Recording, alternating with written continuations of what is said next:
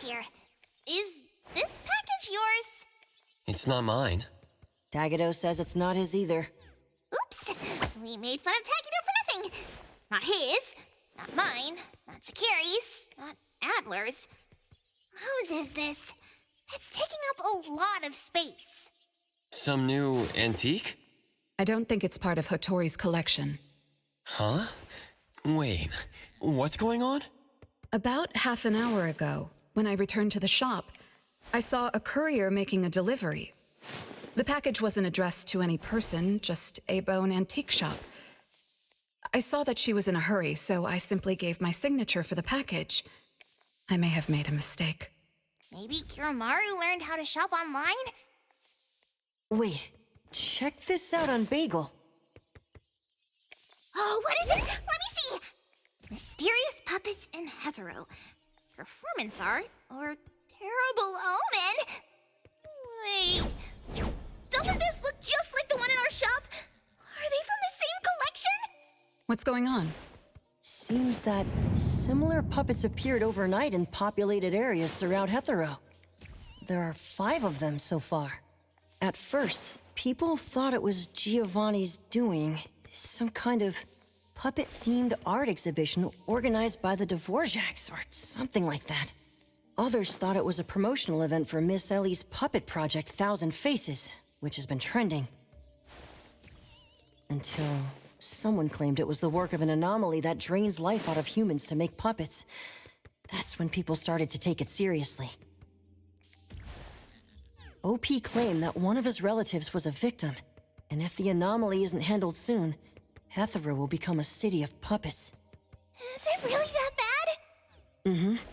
Anyway, people are afraid they'll be the next target, and more have been claiming that a certain puppet is someone they know, or even sharing close encounters with the anomaly.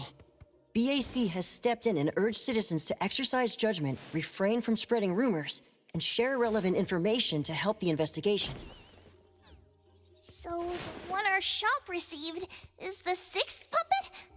Wait, was the puppet still human not long ago? Maybe it's better to get JTF involved. I'll contact the Bureau. Can't even chill this morning. Not all of us can skip beauty sleep and still be beautiful like that woman.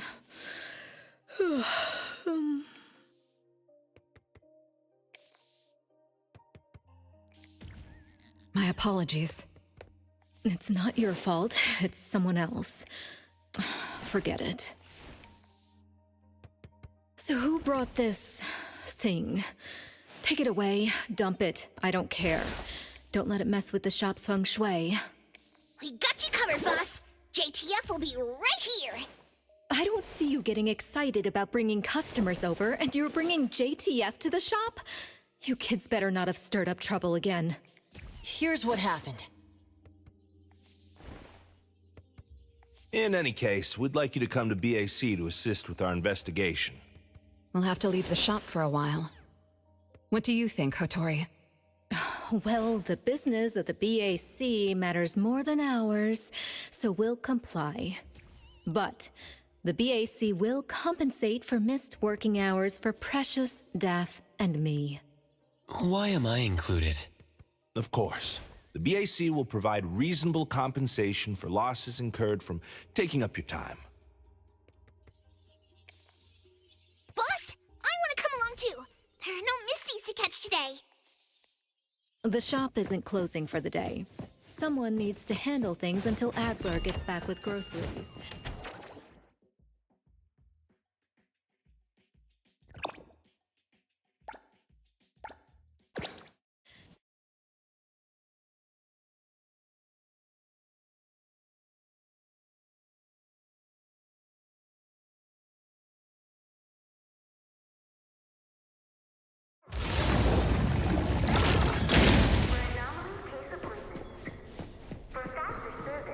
Greetings, everyone from A-Bone.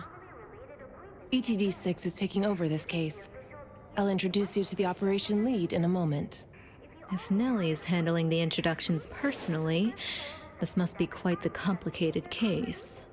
Since there's already online unrest, we decided to assign a team specializing in anomaly crimes and meme anomalies. Anomaly crimes? Those refer to human criminal incidents that involve the exploitation of anomaly characteristics, or espers. So the Bureau suspects that this isn't the work of anomalies alone. There are more and more divisions in the Enforcement Tactical Division nowadays. The puppet from A-Bone has been transferred to TempCon. Please follow me.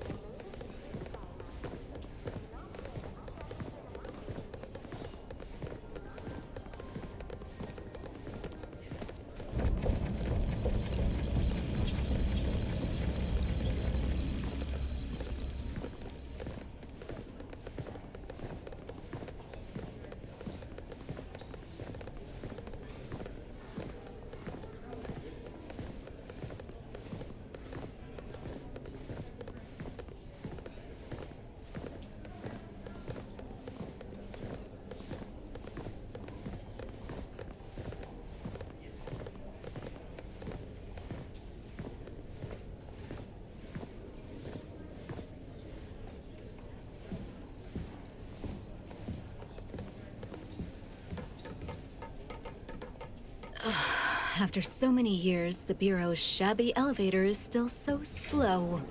Why wouldn't Alphard spend her budget to upgrade it? She hired so many new employees. Indeed, there have been many new hires after you left ETD.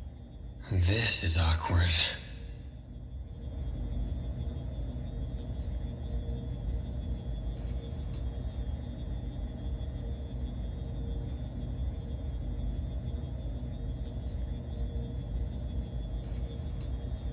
Precious, Daff. See you later. Aren't you coming? I'd love to hang around and meet teams I've never seen before, but my dear Director Alphard needs me for some grown-up discussions. Is it about Abisu? Should I go with you? Our Precious wants to feel the cool AC and expensive sofa, as well as the endless lectures from the Director.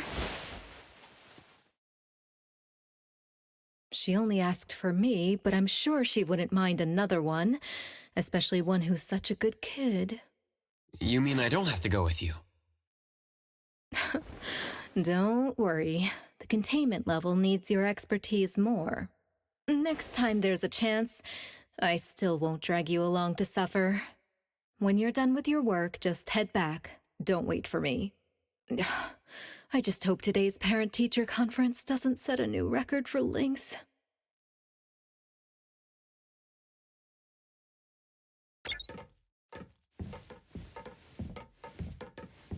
When I first came to the Bureau, Mint brought the anomaly to TempCon here, right? Yes, TempCon manages anomalies and derivatives that we don't fully comprehend. Depending on the situation, they'll either be nullified or transferred to the Solano compound for long-term containment. We're about to directly contact anomaly derivatives of unknown properties. That said, your safety is guaranteed.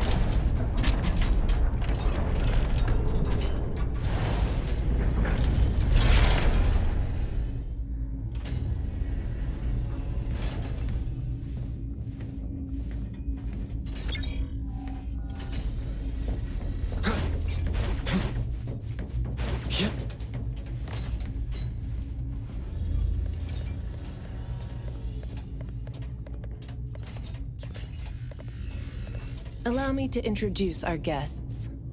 These are anomaly hunters from A-Bone Antique Shop. Daffodil, who witnessed the suspect in the puppetization case, and the appraiser, who has keen perception of anomalies. This is Chaos from ETD-6. Hi there. This is Lavinia, an operative from the Egosh Court. We'll be relying on the court's support for intel related to unknown anomalies. Blackbird was unable to attend today's meeting in person, so I'll be covering for her. Greetings to the people of Abone. Greetings. Now that everyone's here, let's get started. Who received the package? Tell us what happened. It was around 7:30 in the morning. I saw the delivery person place the package at the shop entrance. She approached me for my signature, saying she was in a hurry for the next delivery. I did not think too much at the time, so I signed and took it into the shop. But looking back now, the whole thing was pretty strange. The package was marked fragile, and the delivery person told me to handle it carefully. But the packaging was flimsy. Do you remember what the delivery person looked like? A young woman, not particularly tall. Short hair, in a Cool Express uniform. I didn't get a good look at her face since her baseball cap was in the way. Curious. From the package to the delivery person, everything was fake. According to our investigation of the Cool Express in Bridge Crossings, the delivery person responsible for Hankaku Street does not match Daffodil's description, and their work records show no irregularities. The shipping records from the package center also show no fragile items being delivered to Abone. Someone disguised themselves as a delivery person just to give Abone a puppet? Correct. The question is, why would anyone do this? Considering this may involve matters affecting Abone's interests, I'd like to consult with both of you. We also don't have any leads. Sorry to interrupt. I was thinking, what if this person wanted the appraiser's help? A puppet that allegedly was transformed from a human, wouldn't it retain traces of an anomaly? If that's the case, shouldn't a client have come forward to explain the situation? Even without a client, what harm is there in examining a gift at your doorstep? Can I take a look at it? Please, go ahead.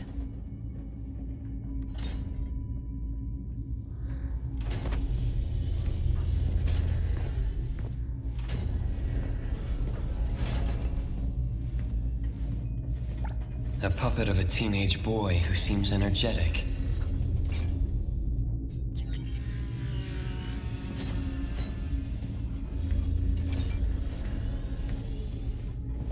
A puppet of a teenage girl. For some reason, she's looking this way.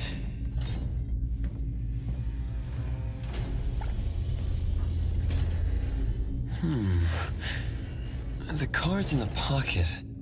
The anomaly's aura seems to be coming from these cards. Bella. The red letters are names. And the number 0? All 6 puppets have a similar aura. It should be from the same anomaly, or the same type of anomaly, but it's very faint. I think the puppets should be ordinary puppets. They were simply in proximity to an anomaly. But the black cards in the puppets' clothes. The cards are the derivatives, aren't they? Very likely. So people being attacked and turned into puppets by anomalies is just a rumor. Pretty much what I expected. Who would spread rumors on Bagel to cause panic? Could it be the same person who delivered the puppet to Abone? Bingo. You're asking the right questions.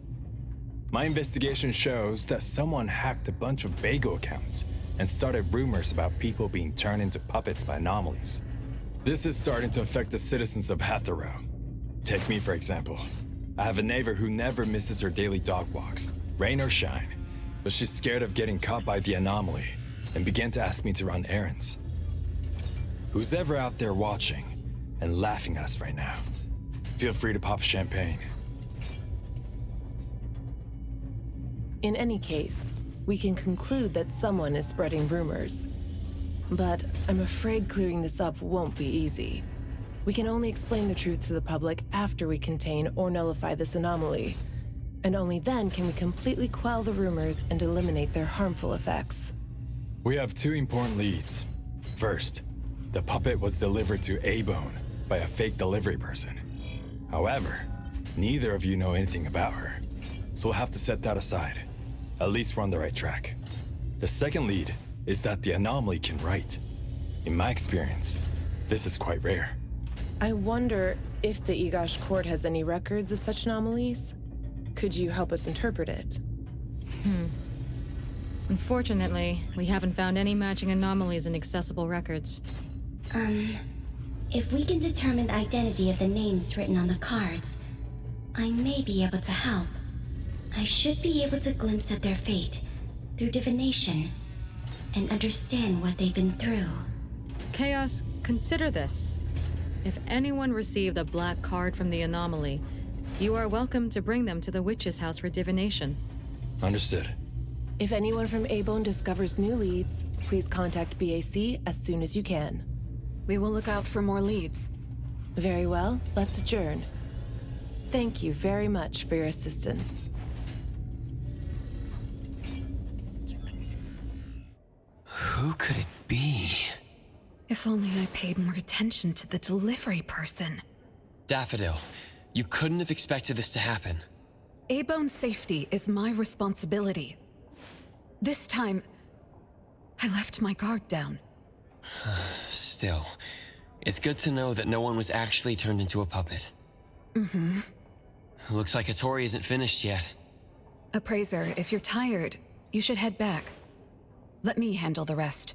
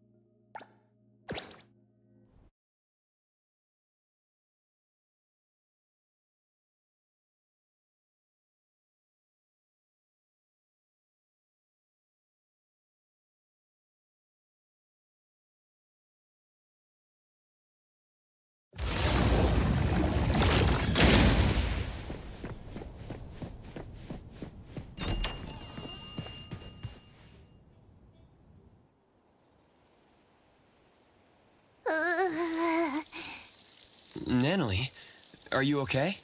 One last spot. Alright. Natalie's special training of watering flowers and horse dance complete. Watering flowers in horse dance? I'm learning from my master. Integrate every bit of training into daily life, using the weight of the watering can to increase the training intensity. How's that? Pretty clever, right? Oh, I water flowers like a normal person. Exactly. To master, this is just normal. My training isn't good enough yet. That's why I keep wobbling around. Just you wait and see how much I improve, master! Of course. Thanks to Daffodil and Nanley, the flowers and plants are looking better. I'll take care of pruning from here. Alright. Delicate work like that really is best left to the old man. Oh, by the way, how did that thing from yesterday turn out? Any updates? We couldn't get anything out of Cool Express. The manager even said that they're going to avoid hiring temps for a while. There goes one of my reliable side gigs. Colucci's funds are running low. Oh, why do you think they're sending puppets to our place in A-Bone? Could it be the anomaly is challenging the Colucci's? Was the puppet sent to deliver some kind of message? what message could that be? Like a coded message in Sin City Chronicles. This is some kind of hint. The hint is something that I, BG Daime, should definitely be able to figure out. If that's the case, shouldn't the recipient be you?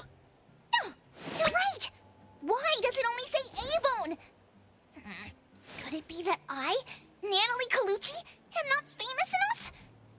If it only says A-Bone, then who exactly is this hint for? Or could it be meant for all of us? We have a guest. Hello? Is this A-Bone? Are you anomaly hunters? Welcome to A-Bone. You must be here for an anomaly commission. Yes. What do I need to do? Do I sign a contract? Do I have to sign up for something? Ah, this must be your first time seeking help from anomaly hunters. Don't worry. Please, have a seat. These are A-Bone's finest anomaly hunters. Feel free to share with them any troubles you have. I'll make some tea for you. Please, wait a moment. Okay. Sorry, I don't know how this works. If you don't mind, let us ask you some questions. That way we can help you figure out what you need. Okay, leave it to me.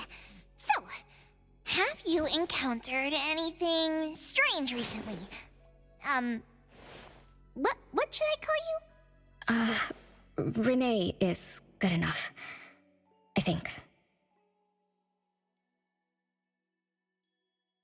All right, Renee. What do you do for work? How's your day-to-day? Did something weird suddenly mess up your routine? I'm a taxi driver. I start at 8 a.m. and finish at 8 p.m. For lunch, I grab something quick from a convenience store. After work, I go to Food First for a set meal. The weird thing is, for the past few days, every night at exactly 9 p.m., this strange guy in a cloak shows up and attacks me. Though he looks scary and hits me pretty hard, when his attacks land, I don't feel a thing. I just cover my head and let him attack me for about 10 minutes. Then he leaves. Well, I think he leaves. When I peek through my fingers, nobody was there. That's about it. Isn't this strange? He attacks you every day? Even if it's just a prank, that's messed up. Here's your tea. Thank you. Every night at exactly 9 o'clock? What kind of kink is that?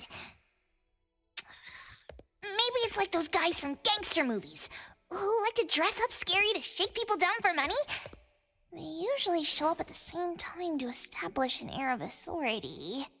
Oh, I can't believe there's a lowlife like this on my turf! I'll have to talk some sense into him with my fists! But I don't remember owing anyone money. I did nothing to deserve harassment from this debt collector. He never says a word, just swings this huge scythe at me. It's terrifying. You don't feel any pain when he attacks. Could this be a hallucination? Or is this debt collecting some kind of anomaly activity?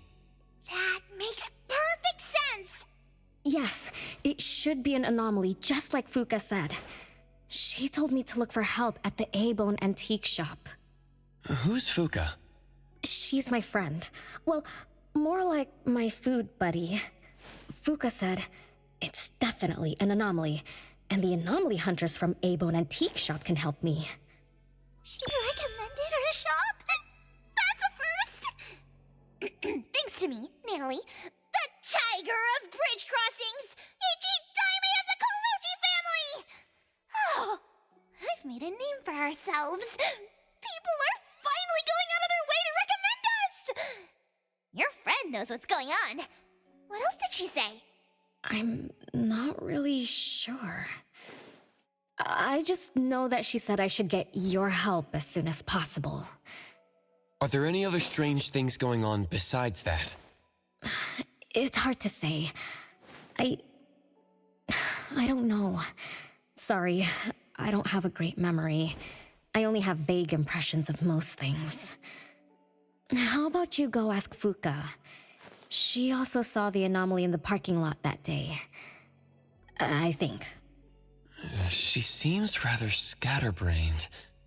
It'd be good to hear what others have to say. It's almost mealtime. Fuka should be at food first. Shall we? What do you think, Appraiser? Master?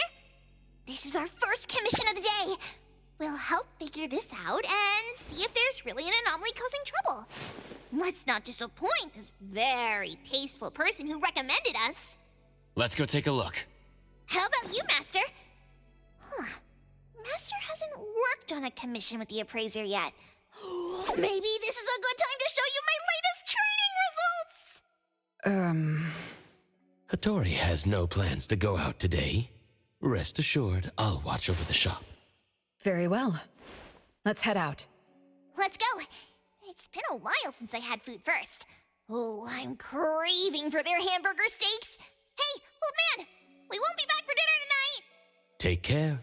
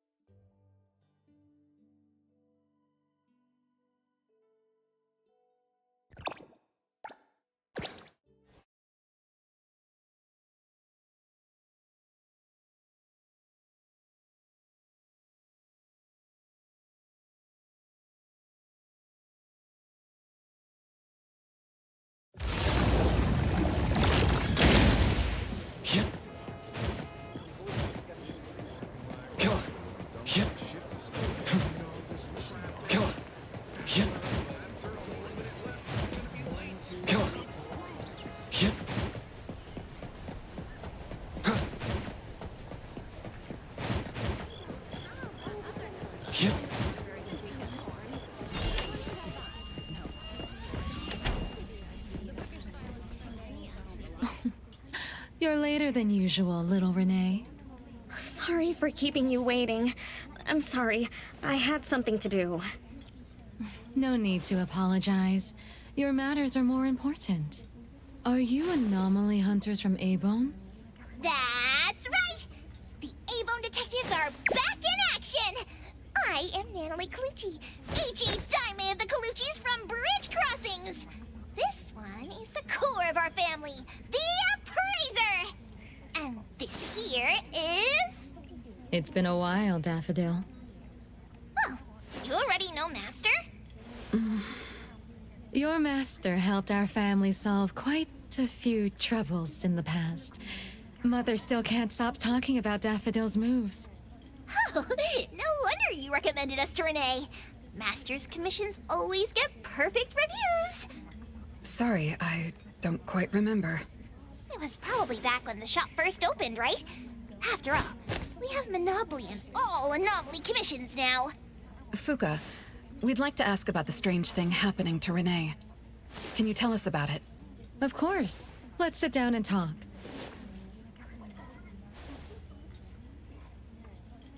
Two nights ago, little Renee and I finished dinner and were about to head home.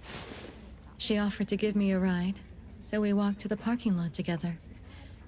That's when we encountered this cloaked person. Cloaked person? Didn't little Renee tell you about it? The anomaly she saw was a strange figure that looked like someone wearing a cloak. Oh. Did I really say that? You little scatterbrain, forgetting what you said again.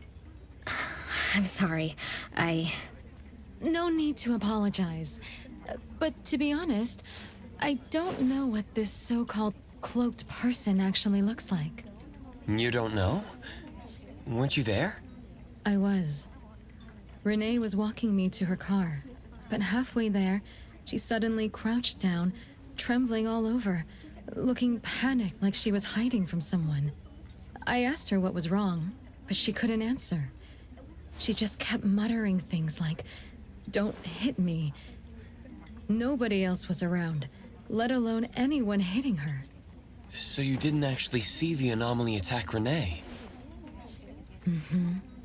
I did see her curled up on the ground, but I definitely didn't see the cloaked person she described.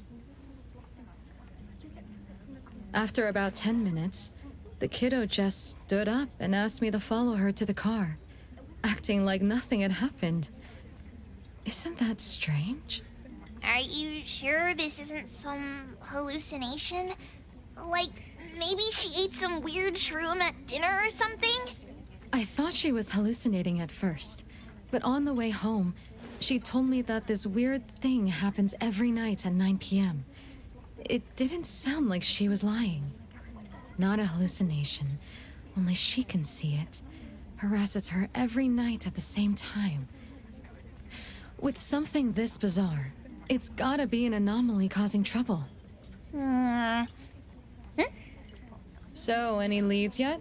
Hunters from Maybone? I see. Can I ask one more question? Of course, Daffodil. When Renee was clearly unwell, why didn't you contact a doctor? That's right. She acts like she's nice, but when her friend was in trouble, she didn't seem to be concerned or help her. Well, I was worried something might be wrong with her, so I told her to go to the hospital. But the girl insisted she was fine. So I just let her be. You also suggested that she should seek help from A-Bone. That's because I later realized Renee must have gotten herself into trouble with some anomaly. So I thought of you. Wouldn't it be better if you experts helped her, instead of having an amateur like me mess around? Daffodil, you may be thorough, but you always get obsessed with details. Same old habits. I'm the one who told Fuka that I was okay. Really, I'm fine. It didn't hurt at all. It's just that the anomaly was scary. Thanks to Fuka for explaining everything that happened. I'm not so good at that. I feel like I don't really know what's going on. We've been talking for so long, we almost skipped dinner. I'll buy everyone food tonight. Take a look at the menu. What do you want, Fuka? Same as usual. Spicy chicken cutlet curry rice. I'll have the same. I don't know about the other stuff at this place, but I like the spicy chicken rice, since it doesn't have those gross green peas. What about you, Nenali and Appraiser? Go ahead and order something you like. We'll gladly take the offer.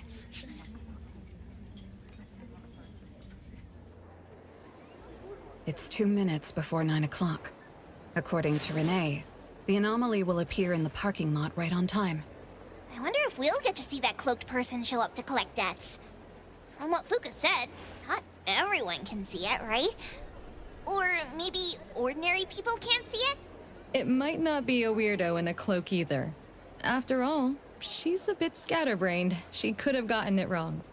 There are many anomaly hunters here to protect you today. No need to be afraid. Thank you. You always take care of me. Then I'll walk ahead. He'll show up soon. After I went to Star Sign, I decided I want to learn Come on.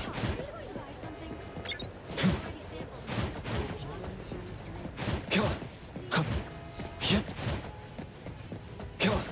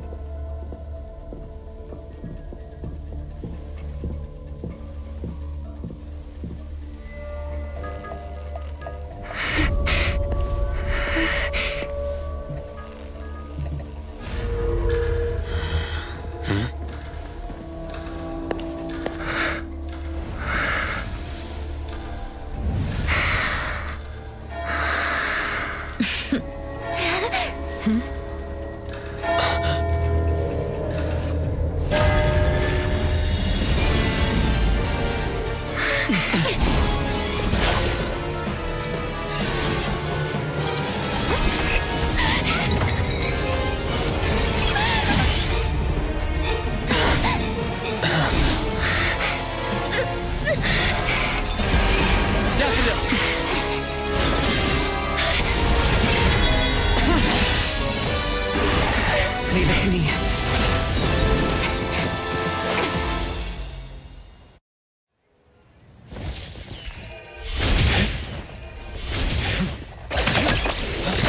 The easy done you're at.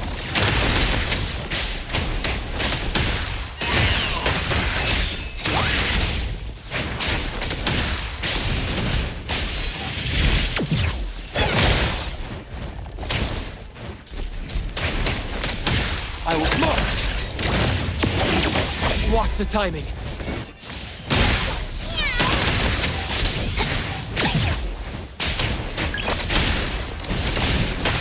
Trust me. Make splinter and fracture!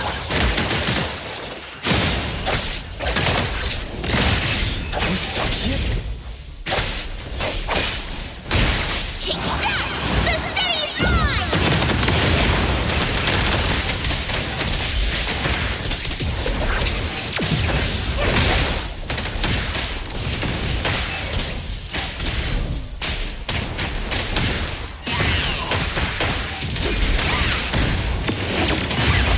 Watch me shine! Let me take over. You're right. What you see is an illusion. Stay sharp.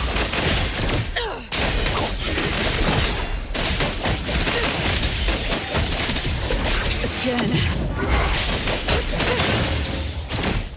I will see. The easy done you're at. Everyone, follow my command!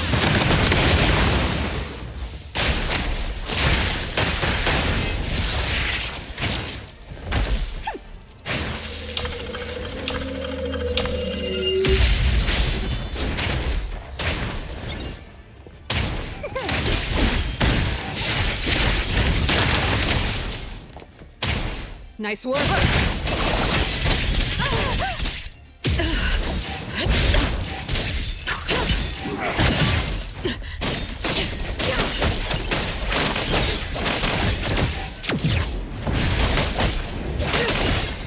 Let me take. Let's finish this!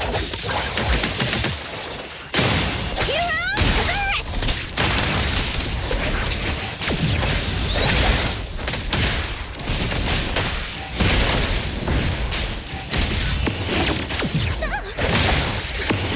Can't touch this!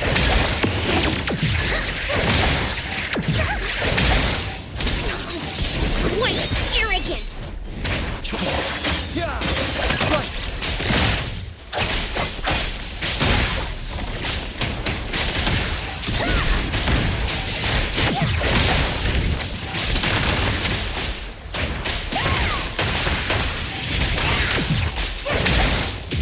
Check that! The city's mine! You can challenge me? No hitting from behind!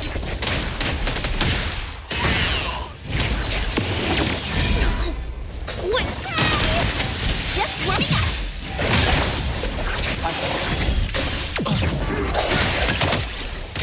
Nothing covered!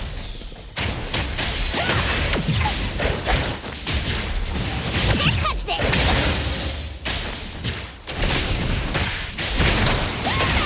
Watch me down! Trust, make splinter and fracture! Perfect time!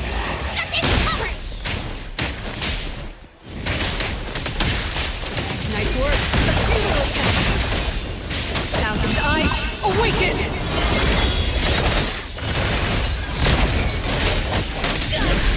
Let me take over. It's fine. How did it get away? Oh, don't tell me I'm getting rusty! Stay away. Stay away from me! Are you okay? Don't worry, I drove away that debt collector. Everything's okay now. Did the anomaly drop that thing on the floor? Renee. And a series of numbers on the back. Minus 20088. The numbers are different. It's the same type of card the Bureau is looking into. Let me contact Chaos. We meet again. From what I know, you received a commission from Renee to investigate this debt collector anomaly, which attacks her every night at the same time. You fought, then the anomaly left behind the same cards from the baptization case. So you encountered the same anomaly I'm after. Could someone have schemed all these encounters just to involve you? ETD6 lives up to their name.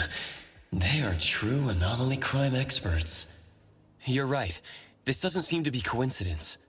We still don't know who's the mastermind or why they're doing this, but we may have already met her. Fuka, the friend who recommended us to Renee.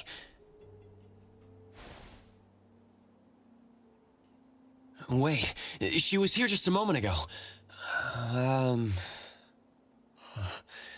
She's already gone. What did she say?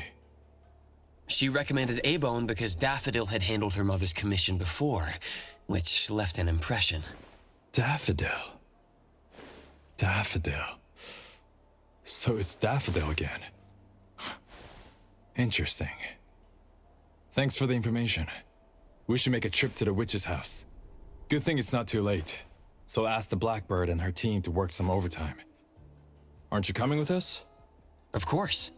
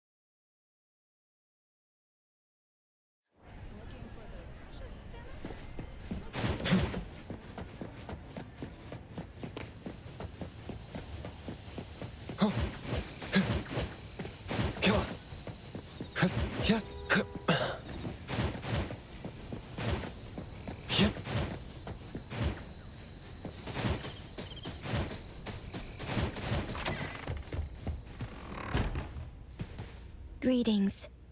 Welcome to the witch's house. Hello. Sorry for disturbing you this late. Good evening. This young lady was attacked by the puppetization anomaly tonight. Huh? Wait, what anomaly? The one that turns people into puppets? So, those people really were... Well, we aren't certain at this moment. In any case, could you please share the entire incident with us? Oh, I'll tell you. Renee came to our shop because she wanted us to deal with some weird thing that appears every night at 9 o'clock to attack her. We were escorting Renee to the parking lot of food first, and at exactly 9 o'clock, there was a poof, and a wild debt collector appeared. We don't know its real name. Natalie has been calling it the debt collector. That's right. It was swinging a huge scythe at Renee. I don't know if my eyes were playing tricks, but the scythe went through Renee's body. I was worried. I think I saw that too. Luckily, the appraiser blocked its weapon. Then they started going at it, trading blows and stuff. But the fight didn't last long. Oh, I was just getting started when he ran off. Do any of you remember how long the fight lasted? 10 minutes sharp. And afterwards, did you discover that the anomaly left the same kind of card for Renee? We did. Appearing on time, disappearing on schedule, and leaving similar cards for the victims. This debt collector might be a type of rule-based anomaly. Rule-based anomalies usually follow predictable patterns. They also have a complete set of rules in their domains. For example, if any of you were to enter the anomalous realm it creates, you wouldn't be able to get out easily. Instead, you'd have to follow its rules. Some rule-based anomalies symbolize rules themselves. You can think of them as the manifestation of rules. Others have some kind of goal. In such cases, nullification is extremely difficult, and conventional containment methods have proved ineffective. No wonder it got away. Is Abisu's security anomaly also a rule-based one? Nantani is its name, right? It is. So, The key is to understand the rules and master them before we can nullify or use them to our advantage. And someone beat us to it. Figured out the debt collector's rules, set up the whole thing. The next questions are, why target Renee? And what do the numbers on Renee's card mean? Why is the message left for Renee different from the others? Another annoying puzzle. If only Nietzsche were here. I could do a divination for Renee. Maybe we can find something. That's a surprise. I've never had a divination before. Is there anything I need to do? Just relax and close your eyes now.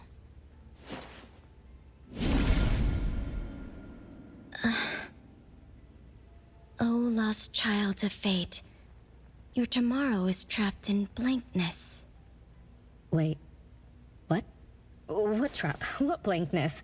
I thought divination is about tomorrow being lucky or a sunny day. Oh. Your fate is rather unusual. I'm afraid I can't give you further interpretations. But I once performed a divination for another woman with the same result. You might share similar fates. Her name was Dolores, head of the Constantine family. She was tired of her life, saying she was never truly alive. Yesterday, today, tomorrow, each day was equally empty and void of meaning. I think that was because she lived for far too long. She lived for a very, very long time? They say that Lady Dolores is an immortal with eternal youth. That she made a deal with the devil for unlimited lifespan at a huge price.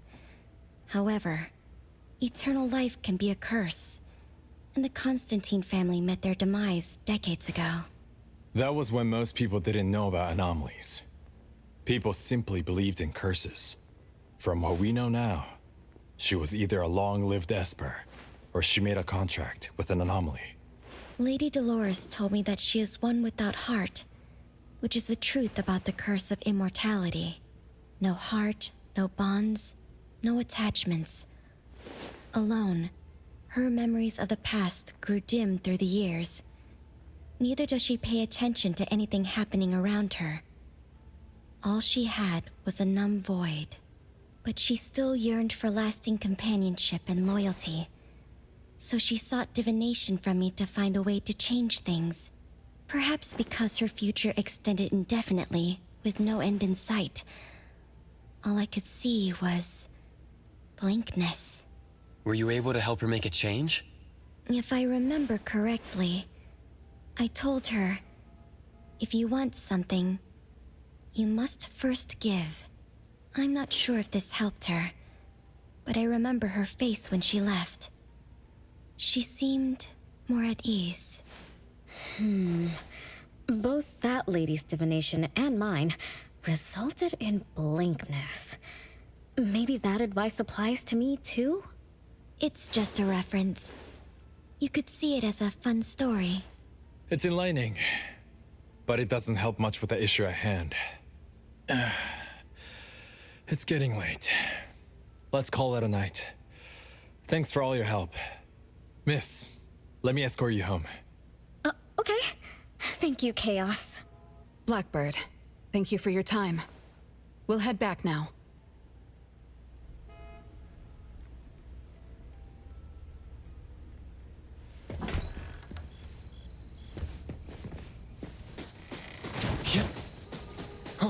Perfect angle.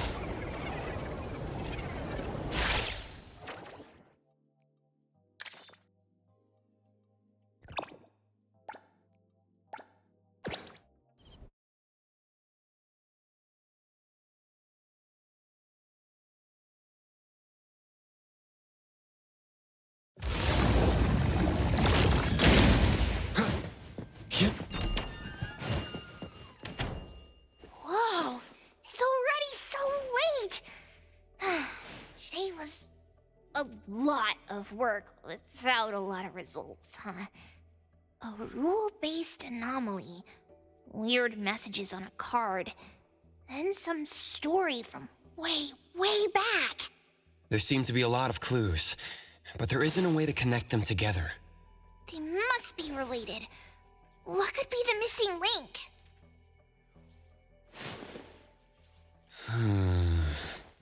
Let's call it a night.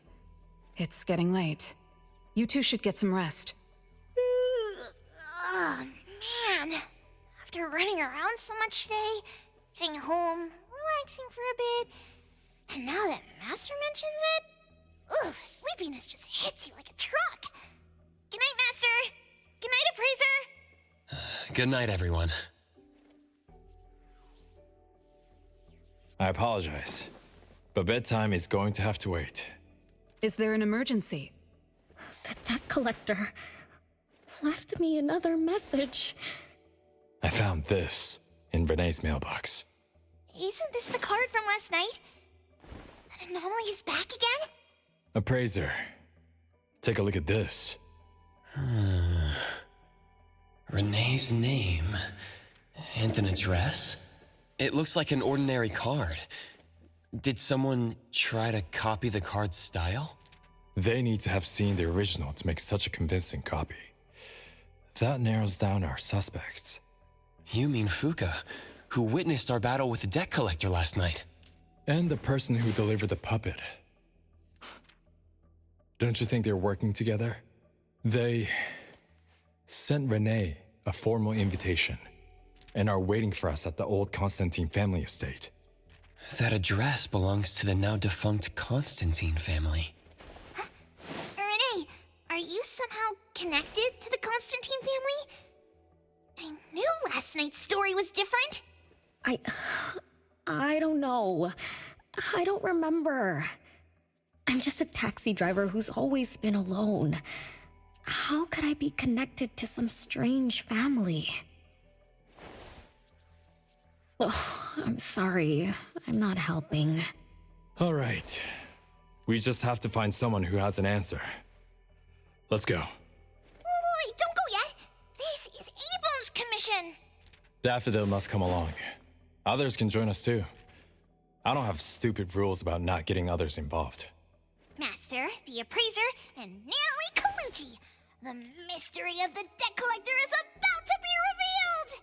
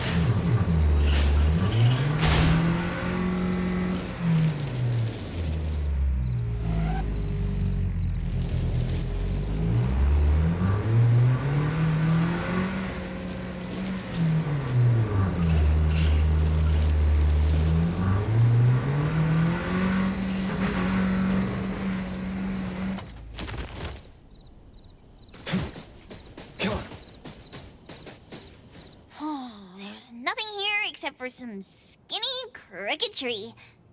How is there nothing else? Was there really a big mansion here before? It's a cherry blossom tree. I didn't notice before, but wow. It's grown so tall already. The branches might be thin, but they're sturdy. Natalie, do you... Me? Climb the tree? Now? Let me see if there's a good angle to climb. It's been a while. I'm not sure if I can do it. Or maybe it's because I was smaller when I was a kid. I could just hop and reach the top. But now... maybe it's better not to try. Huh? Why are you all looking at me? I'm sorry. My bad. This isn't the time to be fooling around. Let's have a climbing competition after we solve the mystery. Let's get back to the case. Renee said she's been here before, specifically when she was a kid, and that she used to climb this cherry blossom tree. You are connected to this family after all. Did I just tell you all of that? Yep. You said you climbed this tree when you were a kid. When you were a kid. Back then, I climbed all the way to the top of the tree, wanting to pick the prettiest cherry blossom for my sister. But it was so tall, and I was too scared to climb down the same way. Luckily, someone caught me. Huh?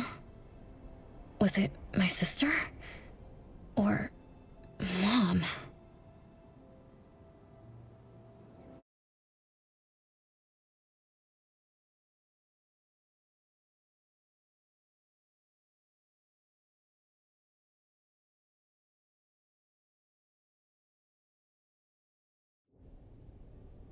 Ow! That hurts! Renee, are you okay? My head hurts. But my limbs are where they should be. What about you, Appraiser? I'm okay too. Where are we? What just happened? I'm not sure, but it looks like we're in an anomalous realm. You remembered climbing the cherry blossom tree as a child. Then we got pulled in. Natalie and the others aren't here. We might be separated. This is my fault. I'm so sorry. I had no idea this would happen. No worries. It's not your fault. Besides, we hunters are used to being pulled into anomalous realms. The real question is, how did we end up here? What a grand entrance. This must be some wealthy family's mansion. Such as the residence of Lady Dolores, head of the Constantine family. Have we traveled to the past? Not necessarily. Maybe the anomalous realm is simply recreating scenes from the past. Do you recall anything else from when you were a kid? Anything helps. I can't. Oh, my brain is still foggy. But I can feel this. Ever since I got here, I've been having a sense of nostalgia. You must be somehow connected to the family. Whoever brought us here knows that. But didn't the Constantines disappear decades ago? That doesn't match up with my age. You're right. What you just remembered was from when you were little. If you can remember more, maybe we can get closer to the truth. I'll do my best. But how do I do that? Let's look around. Maybe we can find the key to your memories.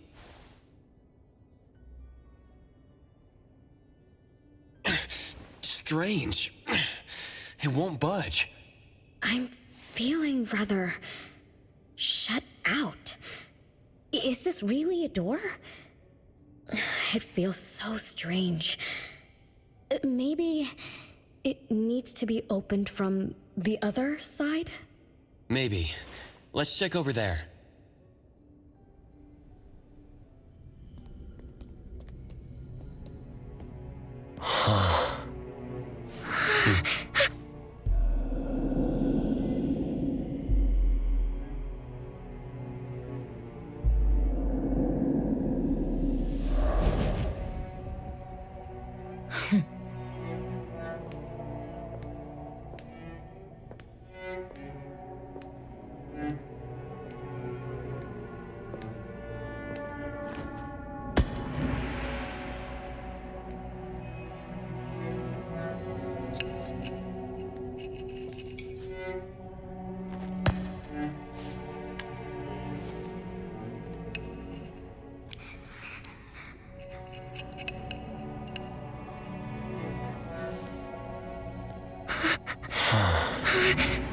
It's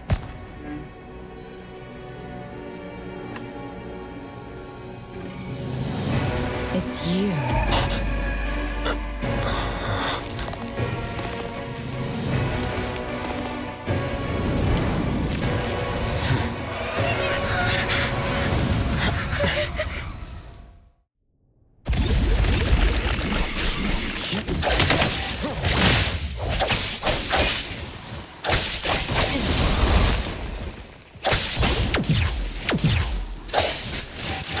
It's fine. Feeling good. Yep. Perfect timing. Come on.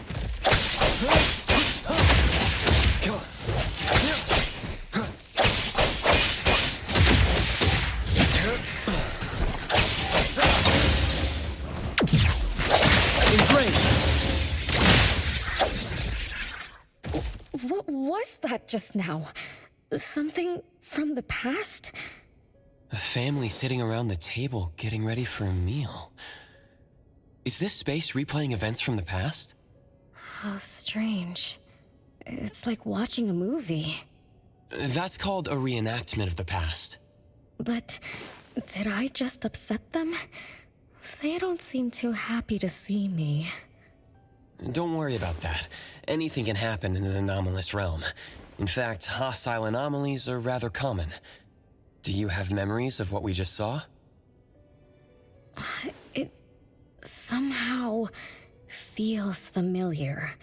Especially with the person who lit the candle. But, I'm not sure. That lady...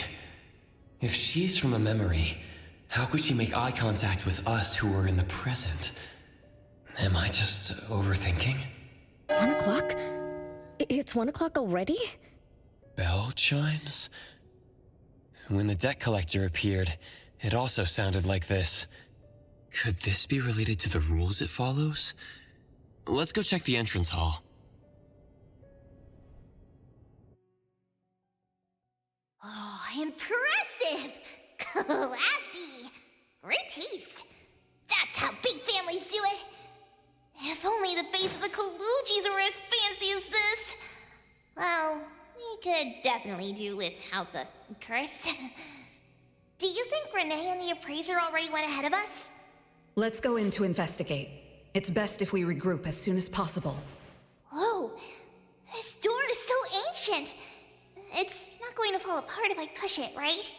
An old, ruined mansion that suddenly appeared, long neglected and unmaintained.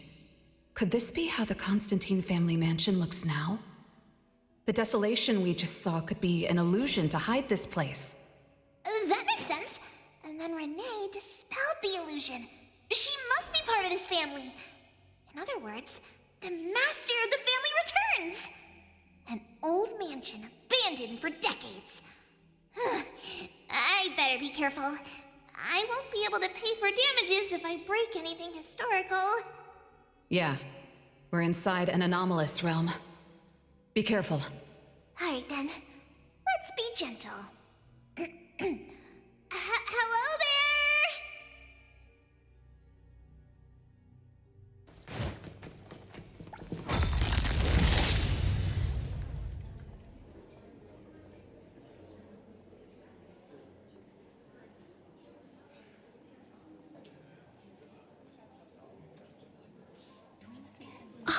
It's that lady from before. Excuse me. Sorry. Wait a minute. Were you talking to me? She just walked away without responding. I'm so confused. We can talk to people from the past? It's like an interactive movie. No, wait. It's more like a stage play. Maybe we're also on the stage. Are we the audience? Or are we unwitting participants? Let's just say we're on the right track. You could try talking to the one who just lit the candle. Ask about how things are going. That lady. Oh, there she is. We'll have to squeeze through the crowd. It's going to be tough. Why are there so many people here? Are they having a banquet, salon, or something like that? Before I talk to that lady, should we talk to the other guests first?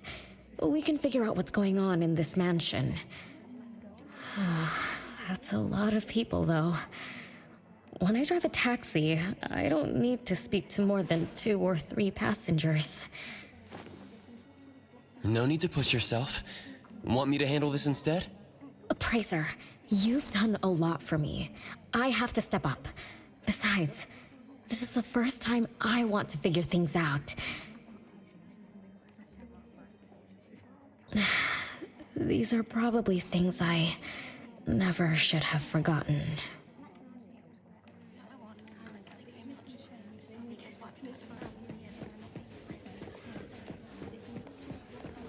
I might not have another chance like this. I better make the most of this. We need to seize this last chance to butter up the lady. Maybe she might even invite you as a guest in the future. Oh, don't even think about it. Look at all these people. Everyone is trying hard to impress her.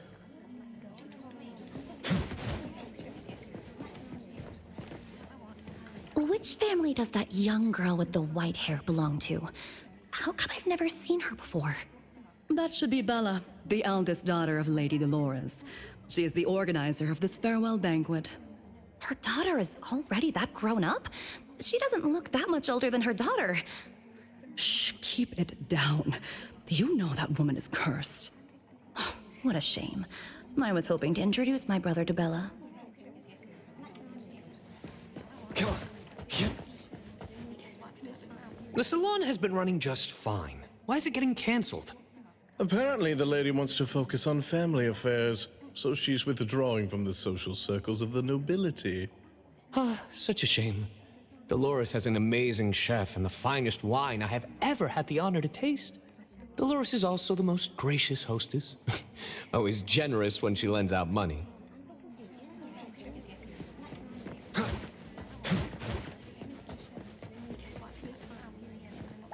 That woman is finally stepping down from the stage.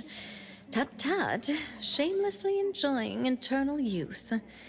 Just because she had a deal with the devil. Look at this mansion. Look at all these treasures. Who knows how much wealth she's swindled over however long she's been alive. This is my last chance to find her source of immortality. The salon ends at 3 o'clock.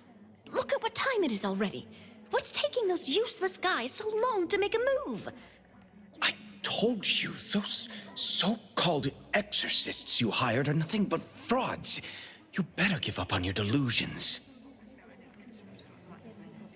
My brain is getting fried from what the guests are saying.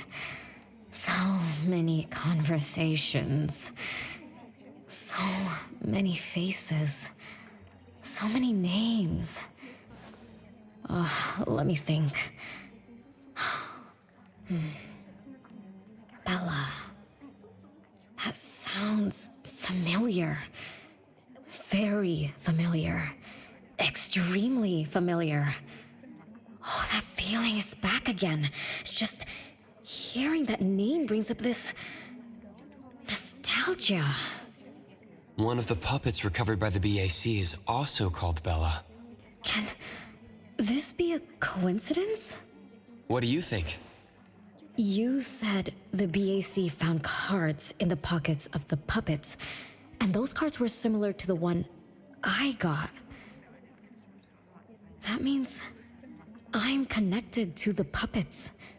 By the way, Lady Dolores' daughter, whom we just met, also gave me this feeling of nostalgia. I guess I'm really connected to this strange family. Did you remember something? Could I have been their driver? I'm pretty confident in my driving skills. No? Why don't we find Bella and ask for confirmation? That's a good idea. I want to talk to her, too.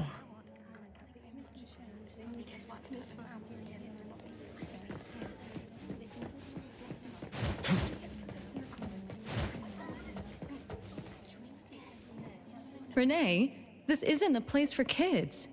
Huh? Bella? You know me? Child, I'm your older sister. Remember, you should address me in a formal manner. I can't believe I have to tell you this. Mother has indeed spoiled you.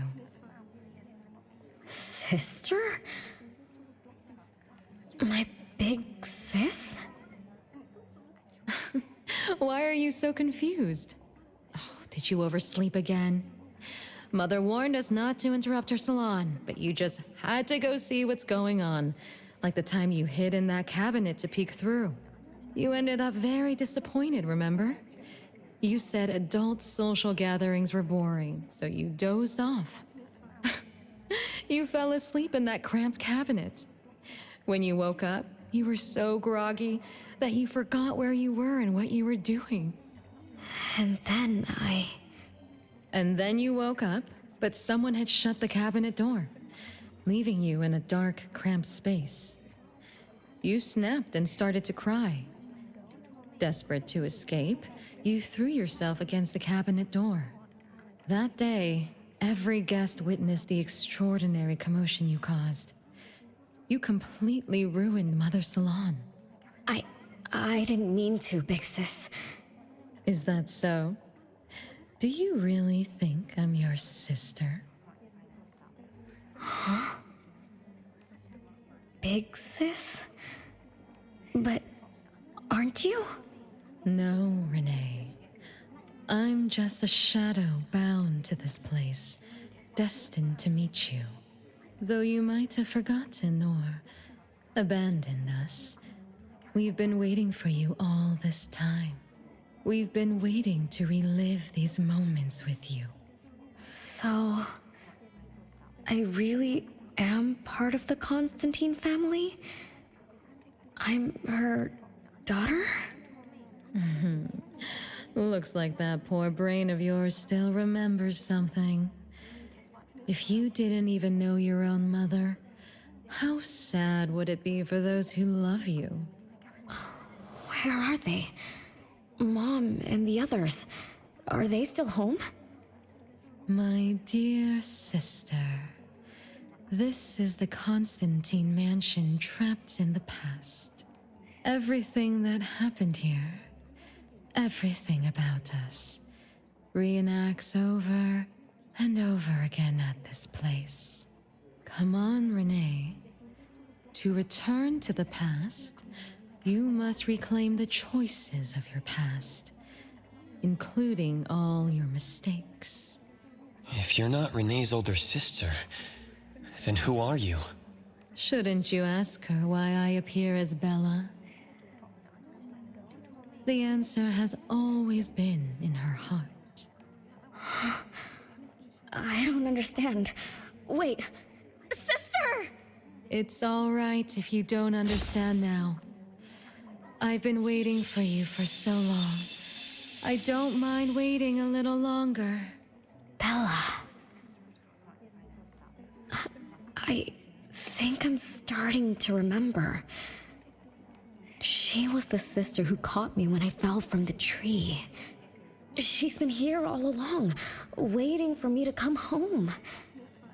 And why is the puppet also called Bella? I don't think the Bella we met is a real person. Remember how this is an anomalous realm? So she's my sister from the past. Though, I don't understand everything she said. That's what she meant, right?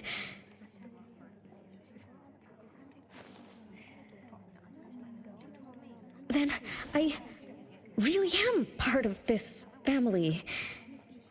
Didn't this family disappear over 50 years ago? How could I... How about we ask Lady Dolores? My mom?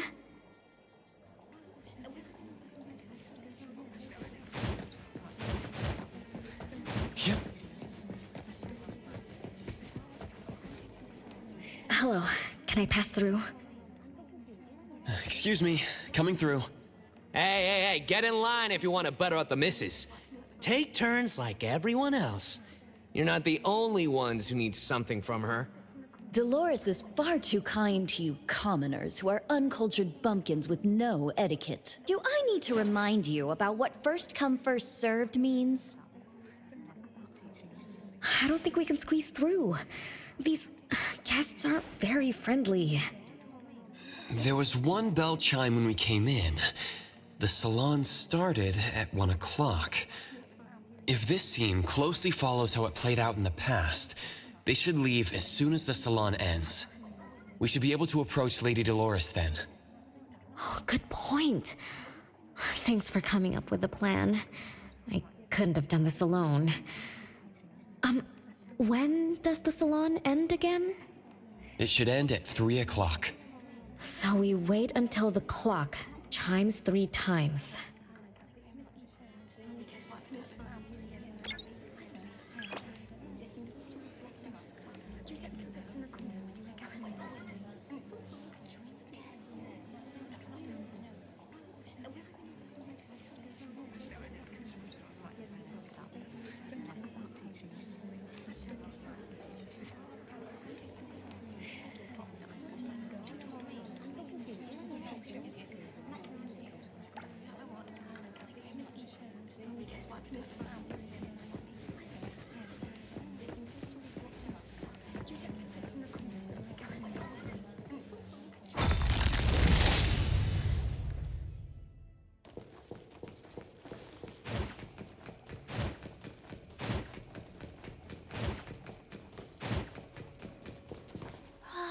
What a beautiful clock! Is this what history feels like? Why is it stuck? Let me fix it. Wait. What's wrong, Master? Is it dangerous? It's best to remain vigilant in anomalous realms, especially with clocks. Oh, right. That debt collector anomaly is also related to clocks. Blackbird once mentioned that rule-based anomalies follow established patterns strictly. It would be a good idea for us to pay close attention to time. Got it, Master. Let me look around for clocks, watches, and stuff like that.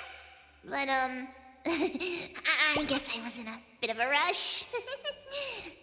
It doesn't seem it cost anything, though. The debt collector didn't appear this time. Ouch! My ears! Something else showed up. Hey! Watch this!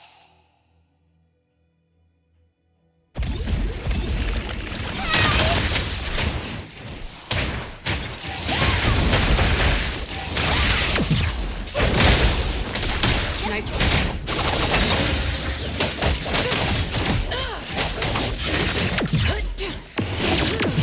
Predictable.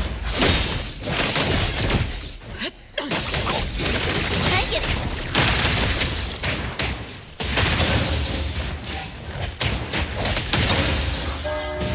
It's 3 o'clock now.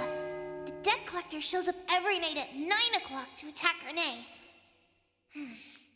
Until then, let's try to figure out what rules the debt collector follows.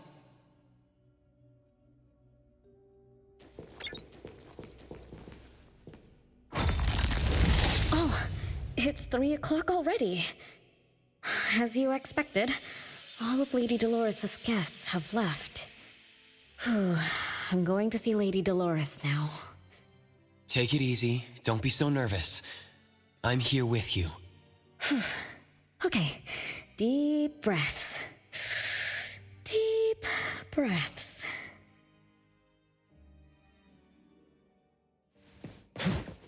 Come on.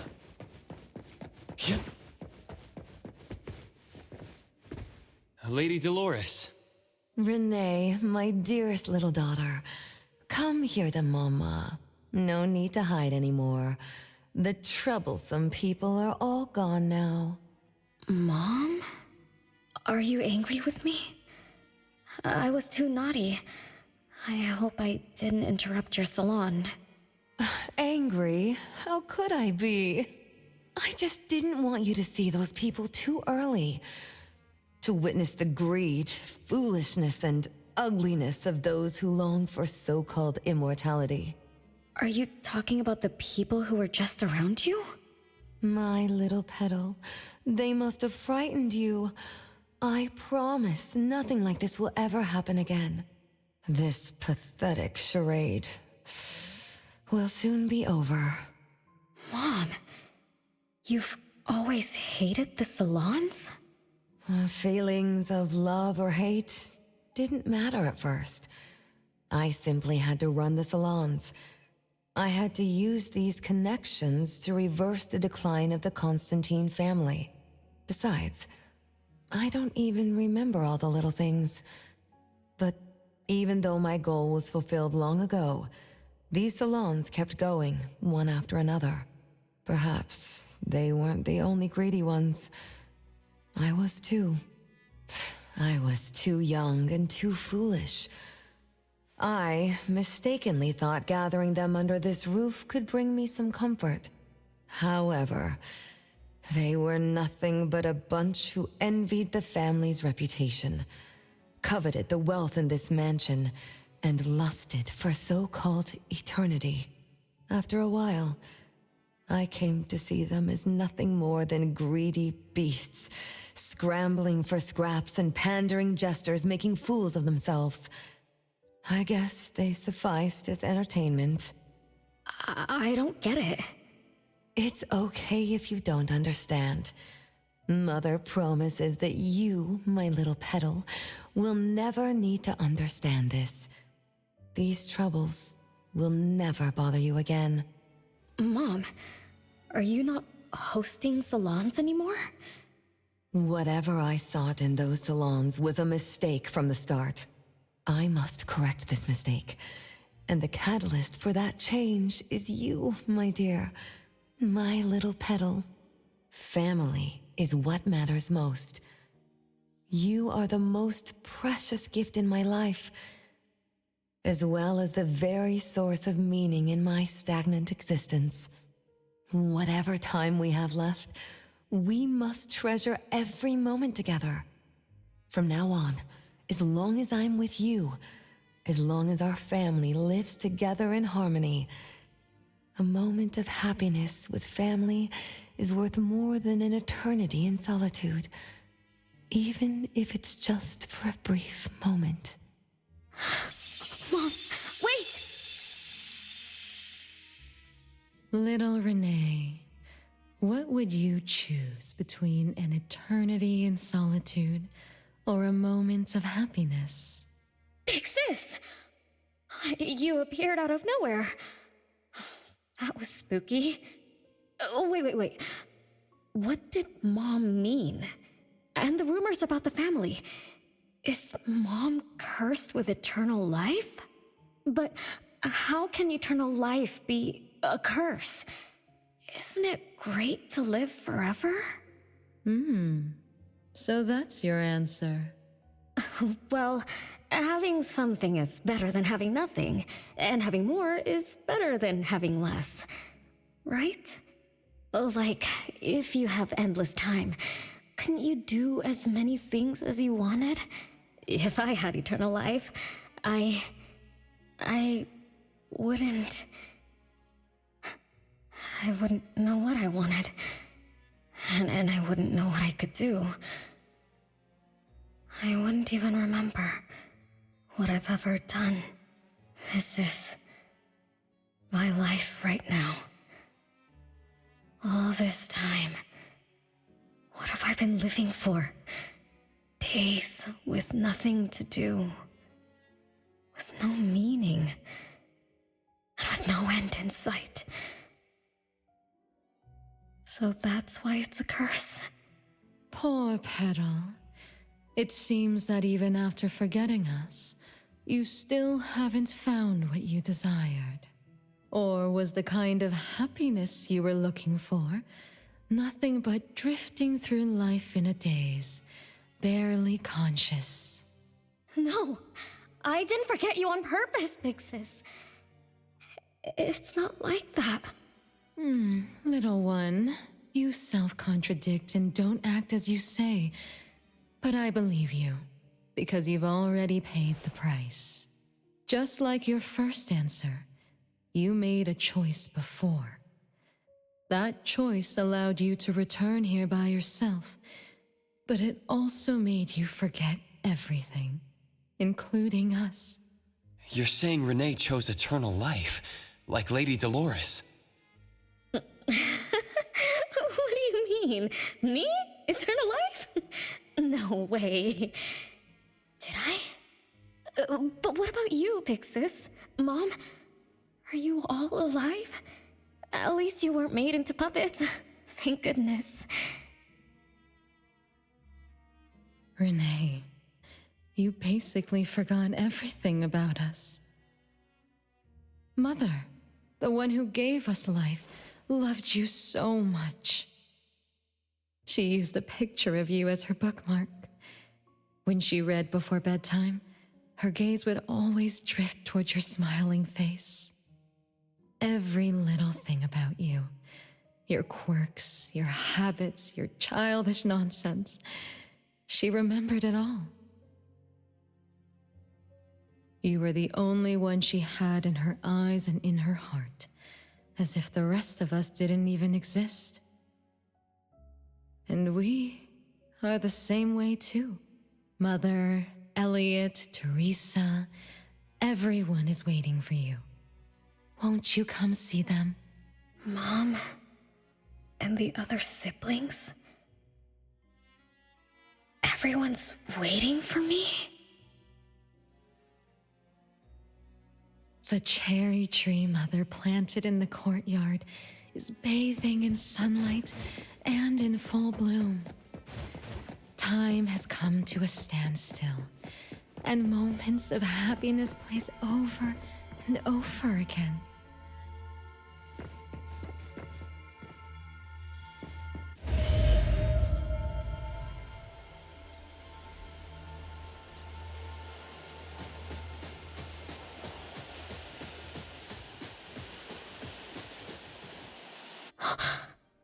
It's the same tree from before. The cherry blossoms. Oh, they're so pretty. Back then, when I was looking up at this tree, I suddenly wanted to pick the most beautiful branch for Big Sis. I thought she'd definitely look pretty with cherry blossoms in her hair. So I reached for that branch as far as I could. But I lost my grip and fell from the tree. Then... oh, what happened after that?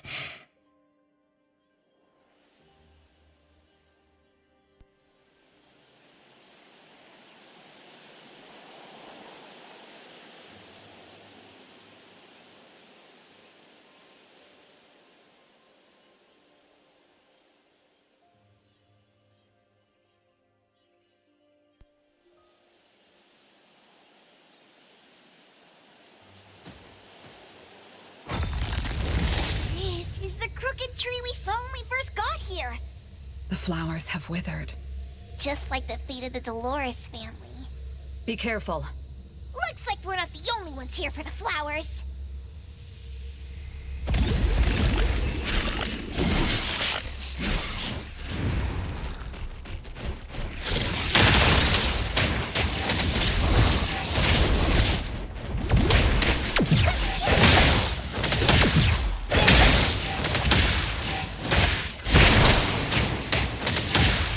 Justin!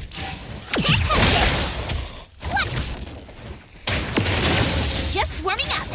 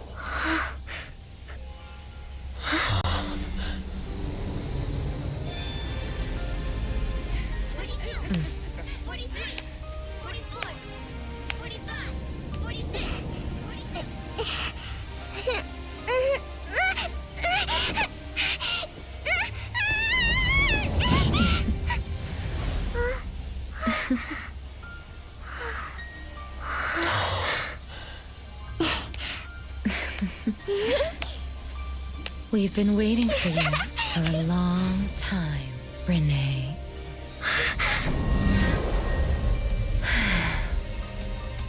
Do you remember the reason we were born? And the purpose we must serve?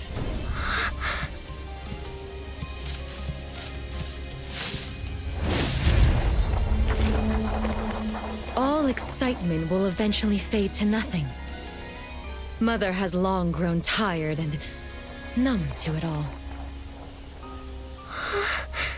After enduring long and lonely times, a wish began brewing in her heart. We thus awoke to the blazing call of Mother's heart and came to her side. We swore with our very existence that Mother would never be alone again. Surrounded by her children, Mother found the companionship and happiness she had longed for. But she didn't stop. She kept yearning for more. Because we weren't able to satisfy Mother's deepest wishes in her heart. However, our Mother's wish was never fulfilled, and that day will never come. The last child to wake up, the most beloved of all, brought nothing to Mother and this family but curses, betrayal, and destruction. And now, she's back.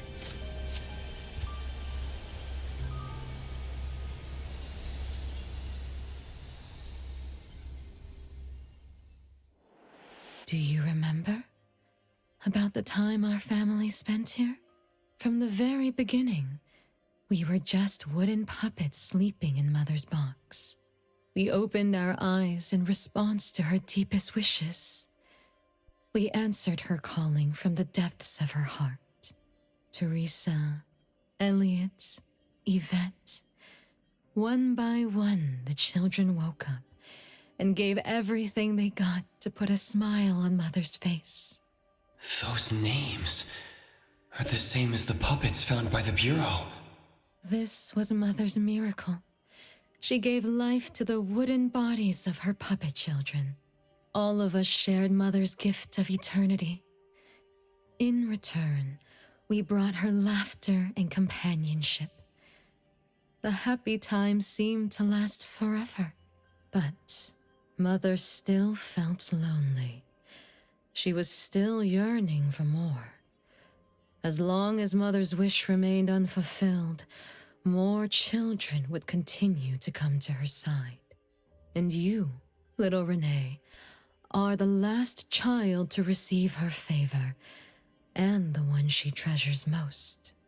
So, we used to be puppets, and I woke up because of Mom's magic. That must be the Esper ability of Lady Dolores. Our existence, our calling, and our purpose. Everything was dedicated to Mother.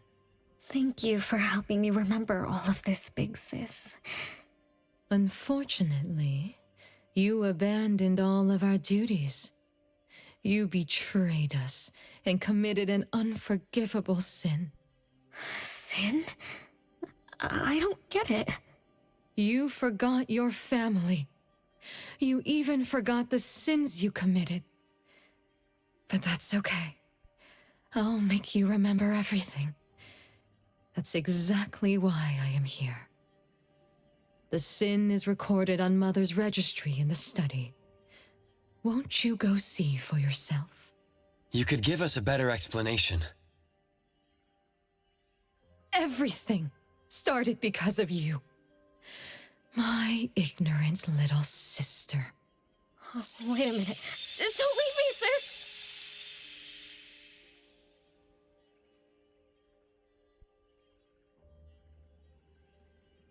Renee, you're remembering something, right? Just like what Bella said, we're all puppets that woke up in response to Mom's wishes. We exist to keep Mom company.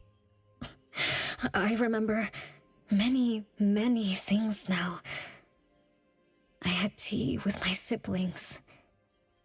We also played hide and seek at home. But Mom, our beloved Mom, where is she now? Why am I the only one alive by myself? Where did they all go? We'll have to check the study.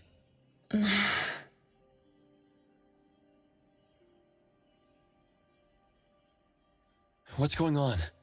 I have no memory of that place, but I feel scared.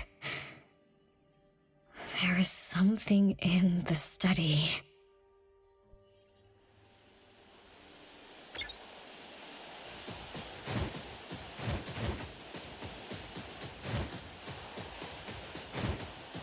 Come on.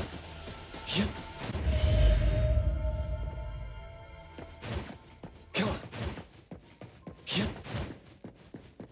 Come on. Yep. Come on. Come on. Come on. Yep. Come on. Yep. Come on.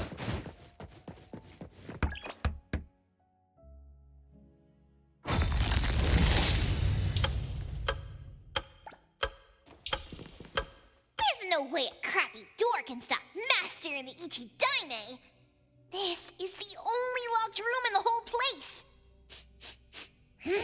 I smell secrets! Do not let your guard down. Be careful. Yes, Master! Another grandfather clock? Ugh, either Lady Dolores is a clock nerd or this anomalous realm is related to the concept of time. Something feels off. Let me look closer. Wait, Nanalie. It's the anomaly that attacked Renee. I think it doesn't want to hurt us. We're not its target. Renee is. What was that thing about rule-based anomalies again? Ah, it follows rules. It only starts moving at exactly 9 o'clock, and its target is just Renee. You're right. Even if we attack it now, it'd likely be as futile as last night. If Blackbird is right, it only nullifies itself after completing its mission. It's getting closer to 9 o'clock. We need to find Renee as fast as we can. I don't know where everyone else is. I hope she's not alone. Let's search the area first.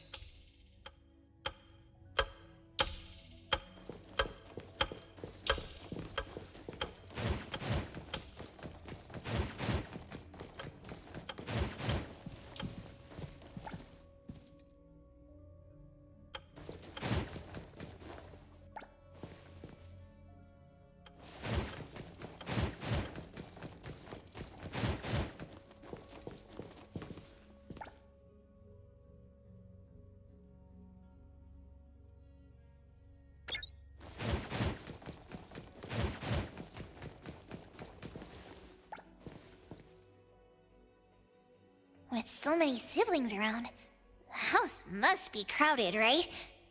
I wonder what it's like, playing and messing around with them every day. Master, do you have any siblings? Yes, and no. I did once live in a garden with many sisters, but none of us were related by blood. Huh? If you're not related at all, why did you have to live together? Mother collected beautiful flowers as she saw fit. Of course, she was also a woman with no blood relation to any of us. That's so weird. Well, But isn't that not too different from the Constantine family? There are some similarities, but knowing the Constantines, I find it somewhat ironic that our mother and Dolores are complete opposites. I can sense Lady Dolores' sincere feelings as she cared for her children. Though they are puppets, she treated them as real children. In contrast, the other mother simply manipulated the children she collected into decorative pieces for her own fancy. Master, I don't know what was going on, but I'm glad that you got out of the garden. I think so too.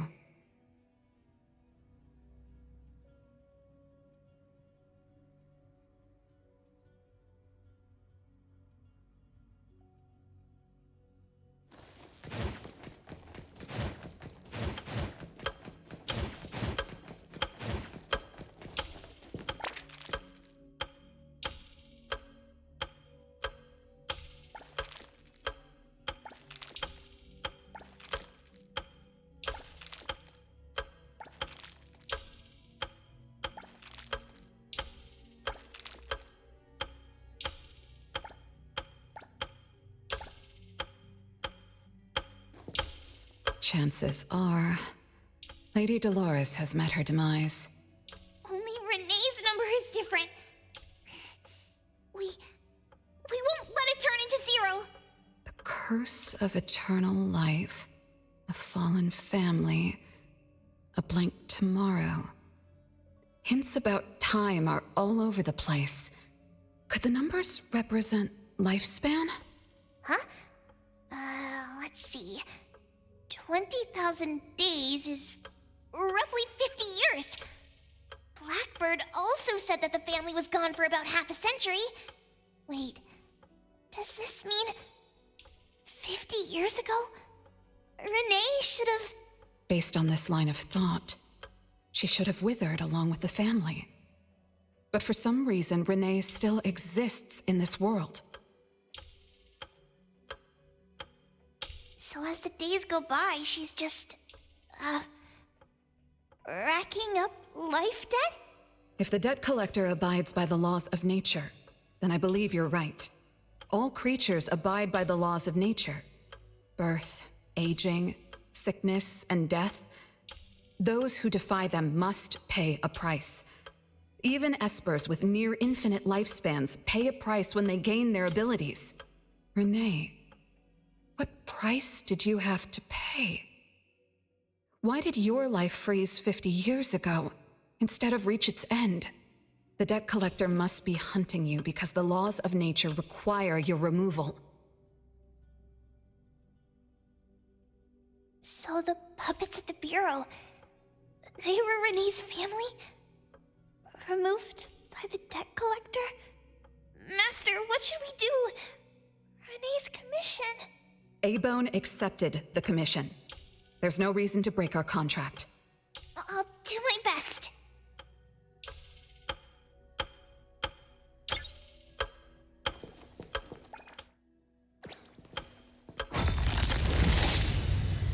You know?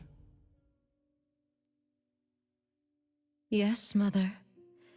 Even though you never allowed us to enter the study and never let us touch the registry, I understand. All the siblings, except for Renee, can hear the approaching footsteps of death. Each day we spend with you brings us one day closer to the end. Each day we dispel your solitude takes away another day from us. Isn't that so? It shouldn't be like this. As your creations, we are willing to warm your empty heart forever and bring you to the happiness you long for until you no longer need us. But she ruined all of this. When she was born, that cursed registry appeared in our home. Our names were written on its pages, and with them, numbers marking our precious days remaining in the world, slipping away with each sunrise. When Renee was born along with the curse, we realized the countdown began to tick steadily, and we knew all too well that our magic will fade away. There aren't many remaining days for us to serve you. In our final moments, we want to do everything we can to make you happy. But Mother, we don't understand. Why are your eyes solely fixed on Renee? Teresa planted exotic flowers. Elliot made sweets to your taste. Yvette designed and tailored clothes. We gave it all to win a smile from you. Yet what we receive is but a blind eye. Renee is the worst of us all. Always noisy, endlessly crying, habitually screaming, and forever demanding of your attention like any other selfish child. Is that how that child expresses affection? Or do you find love or joy in her tantrums? We don't understand, but we do know one thing. That selfish child never loved her older siblings, despite all the care we gave her. Does she even see herself as part of the family? Or perhaps, being as cursed as she is, her only purpose is to destroy us. None of that matters. But your name also appeared on the registry. Does that not matter at all? The youngest daughter that you love most declared the end of your life. Because of our existence, the numbers on the registry representing your life are depleting. When the numbers reach 0, we will fall asleep with nothing left but gratitude. Fortunately, even when the numbers reach 0, you won't pass away. You were long banished from this world by that thing. You have never lived in the present. Even when the clock of fate dictated your end, as long as that thing offers you protection, you exist beyond the laws of nature. Yesterdays, todays, and countless tomorrows are all but the present to you, as you were forever frozen at that moment that thing took effect. Beyond that point, time no longer works on you. In the endless nightmares she brought upon us, this is the only thing we are thankful for. The malicious curse will never harm you. But even so, I won't forgive that child. Ever. Bella, managing family affairs has drained you. I'm tired too. Doesn't someone need to spend time with that child later? I understand. As you wish, Mother.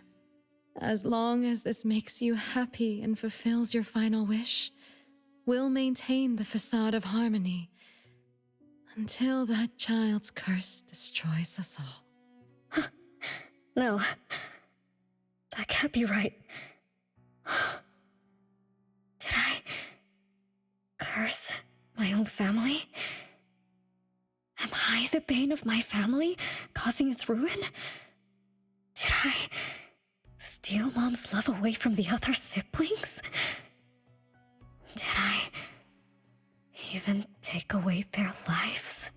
Look at you, denying that you ruined everything. Exactly like before. It shouldn't be like this. You're right, sis.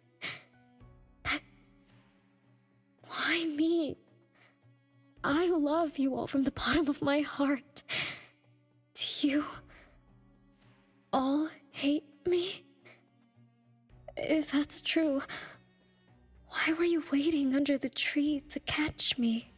Love-hate relations in this family are more complicated than you can imagine. But no matter how much you doubt it, you can't deny that everyone here has done so much for you.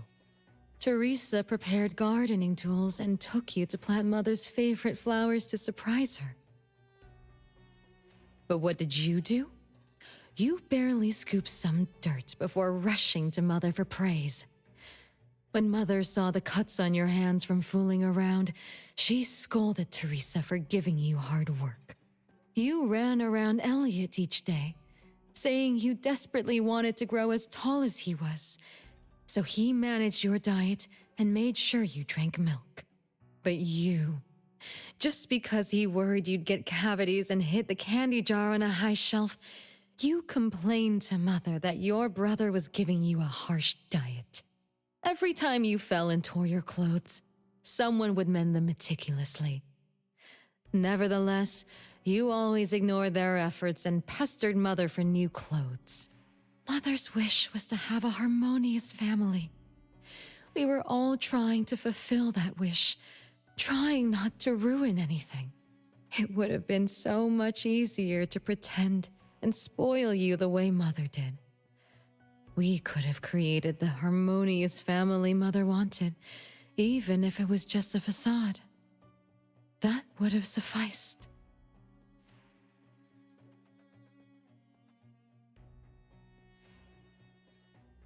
But we couldn't. Even after all your mistakes, we couldn't help but love you like real family. You were our most precious little girl. However, in the face of death, in the face of the curse you brought upon us, even the most sincere love wears out. From the moment you were born, we've been shrouded in the shadow of your curse. The most unforgivable thing is, Mother, she who brought us into the world, was the one to pay the ultimate price.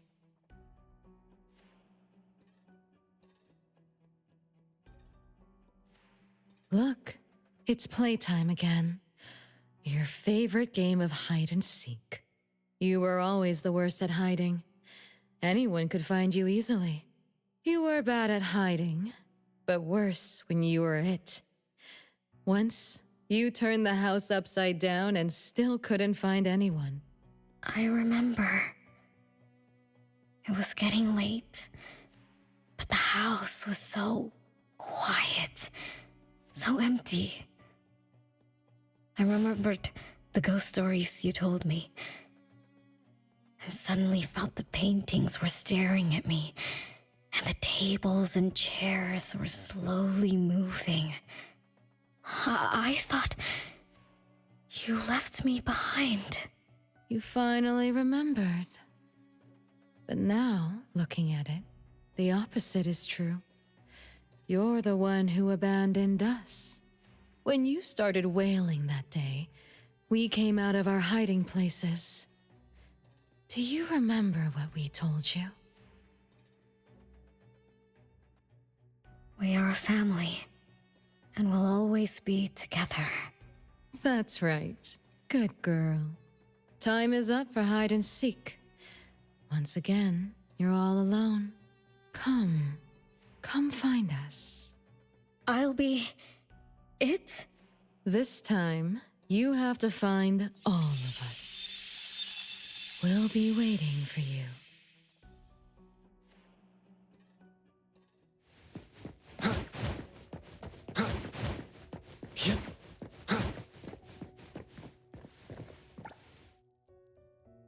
It's a gift from Mom to all of us.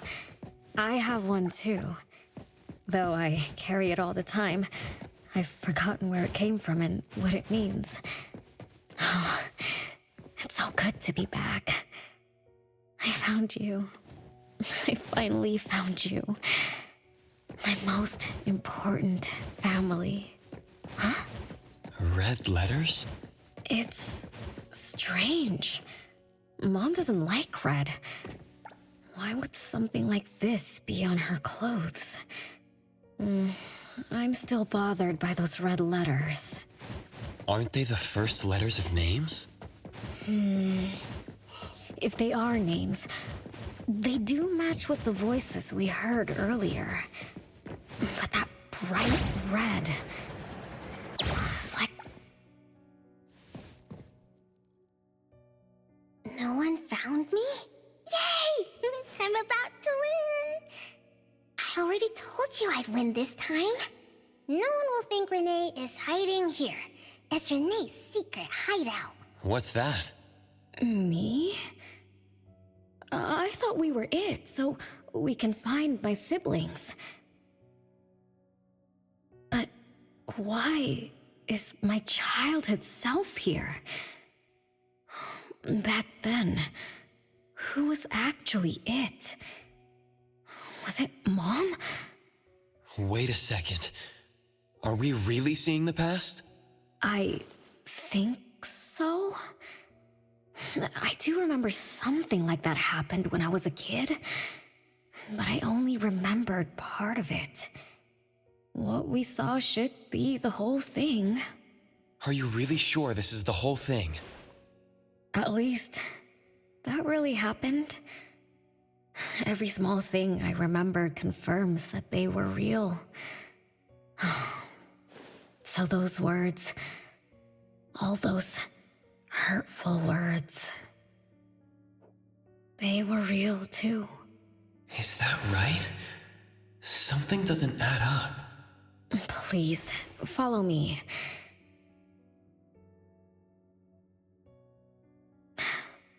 That's my hideout.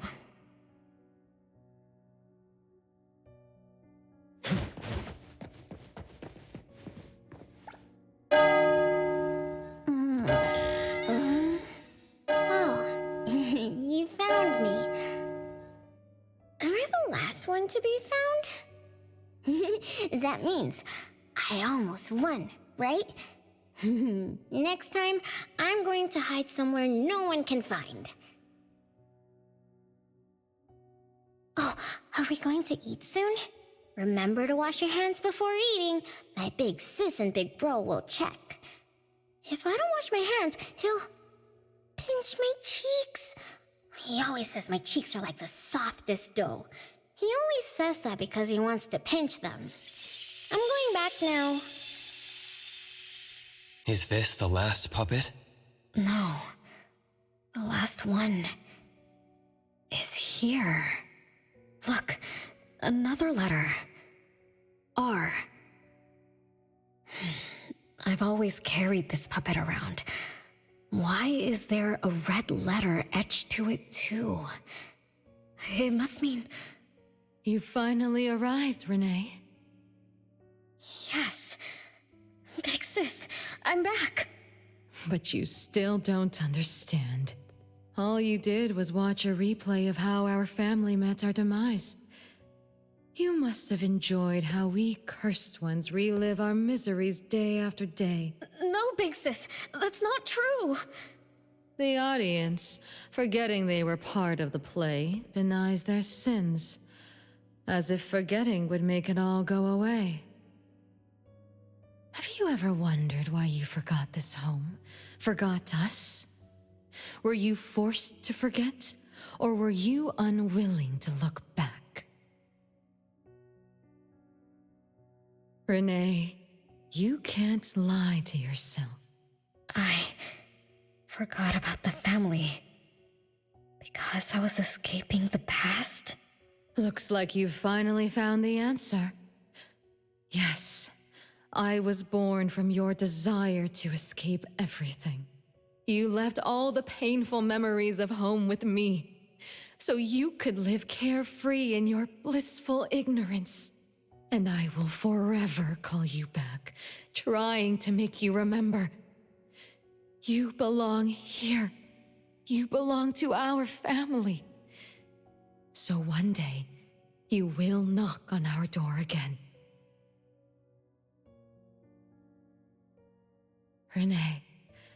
Renee, what feelings do you carry as you come home? Now that you remember what happened when we were children, now that you know of the curse you cast upon us, are you shaken? Do you even feel the slightest bit of guilt? You won't. You've always been selfish, greedy, and reckless. You betrayed the very purpose we were born to follow. To love Mother, to be with Mother, and exist only to fulfill her wishes. I'm so sorry. I'm so sorry. You shouldn't apologize to me. Have you ever thought about our mother? Our mother who exists outside the flow of time? What could be her ultimate fate? Mom? What happened to Mom? She gave you everything. All her love, all her life, and that thing. Her eternal present, which would have sustained Mother's immortality.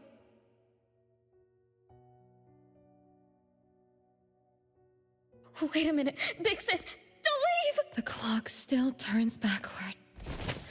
Let's return to the past to witness that final day of destiny where you are forever frozen. Come then, child of betrayal. I'll be waiting for you on the final stage.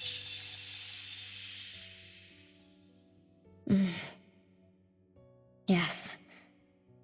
I betrayed this family. I lived in a daze. Left my family behind. Just to forget my own sins and escape from my endless guilt. That sin. An unforgivable betrayal. I lived for so long, without purpose. Until today. Renee? Look. This is the message my siblings left behind. I'm not just the cursed child. I also betrayed this home. Betrayed everyone. Betrayed Mom. But my family is still calling out to me. I still have a chance, right? If only I could go back to the past. Back to that last day at home. There's only 2 hours left. I need to find a solution soon. I should talk to Renee about what just happened. 7 o'clock. Time for dinner. Renee? Wait, where are you going to? Hurry, hurry. The food's getting cold. Food getting cold? I can't keep Mom waiting for too long. I can't make her sad. Renee! That is not allowed. Absolutely not. I can't get to Renee. She's completely lost in the past. Let me organize the clues I've gathered so far. Could the curse in this family be the rule-based anomaly that attacks Renee every night? After all, Renee and her siblings likely aren't entities that abide by the laws of nature. It does make sense to be targeted for that reason. But if that's the case, why does the anomaly only appear when Renee wakes up? Shouldn't the anomaly that enforces the laws of nature have appeared with the first child? Can we really trust this Bella? Something's not right. Also, why does the puppet Renee carry also have a red letter on it? Are these things caused by the anomalous realm? Or perhaps someone, an Esper, orchestrated all of this? Is that Bella really a shadow from the past? Anyway, I should catch up with Renee.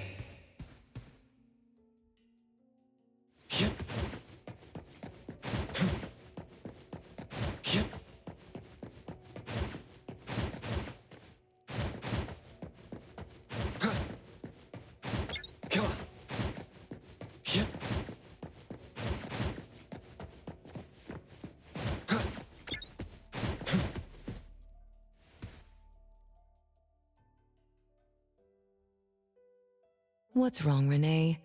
You haven't eaten much. Big Bro's cooking is great. I'm just not hungry.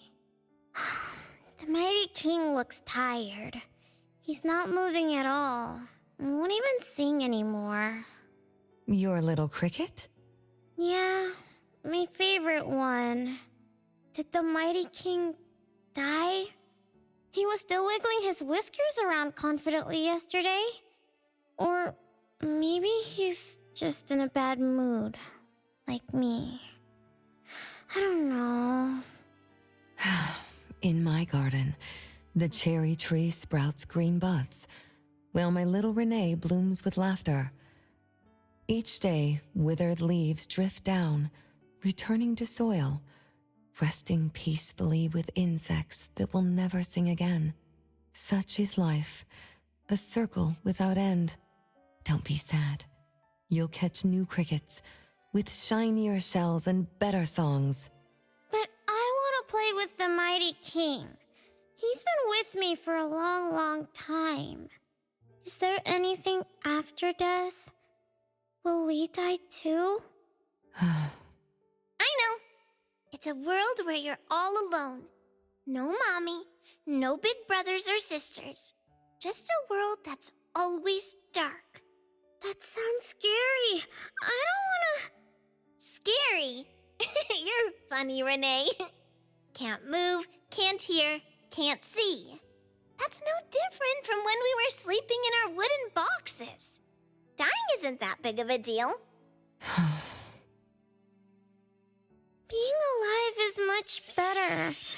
I want to be with Mom and everyone forever. Appraiser, you're here. Wasn't I immature back then? My time with my family was running out. Mom had to witness my siblings enter the final countdown. Yet she still had to answer questions like that. Mom, who loved us deeply, must have been terrified of losing us, too. Appraiser, could we go see her? I just need to see her a bit more.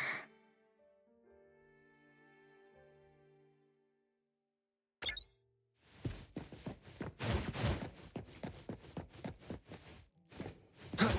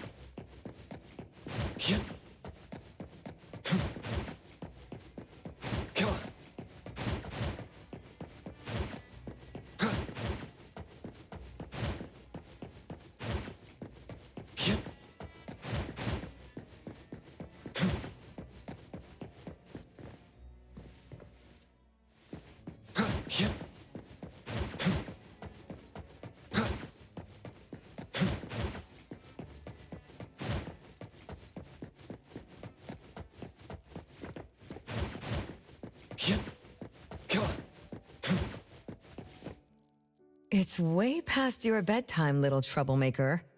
I can't sleep. Oh, still feeling sad about the Mighty King? Bella told me I'd feel better if I cry. She said that kids like me just needed to cry, get a good night's sleep. Then all trouble will disappear by tomorrow. She said that no matter how sad she felt, she could never cry. So she was jealous that I could. Why can't Bella ever cry? Mama is the same. Huh? Why? Is it because you were grown-ups? Because grown-ups are strong? Mom and Sis work so hard for every chore in the house. I want to grow up soon to help you. I'll grow as tall as Mom wants. Oh, if you want to grow tall soon, you can't be picky about food. No, I don't want to eat green peas. All right now, Mama will tell you a story and put you to bed. You'll grow fast as long as you sleep, okay? Are you continuing yesterday's story? No, tonight I'm telling you a story that no one has ever heard before. Once upon a time, there was a carpenter living in the royal city. Her skill was beyond compare. People said she had the magic to breathe life into wood. If she wanted to, those lifelike puppets she created could become alive. The old carpenter loved crafting, But she was facing a most difficult challenge. As she grew older, her eyesight was no longer as sharp, and her hand that held the carving knife wouldn't stay still. Could that be the end? She remembered what people said about her. If she was as good as they say, couldn't she craft her own assistant? She made up her mind, then began to work. What should a perfect child, a real child, have? He should have the strongest body. The child was born. He was sturdy yet nimble, and once his spring is sprung, he could run 2 laps in the royal city with no one able to keep up. Everyone congratulated the old carpenter, but she shook her head and said, "No, this isn't a real child." What should a perfect child, a real child, have? He should have the most beautiful face. The child was born. His beauty caught everyone's eyes. The king invited him to dance at the palace for foreign guests. Everyone congratulated the old carpenter, but she shook her head and said, "No, this isn't a real child." What should a perfect child, a real child, have? More puppets were born from the old carpenter's hands. An entertainer who could make children burst into laughter.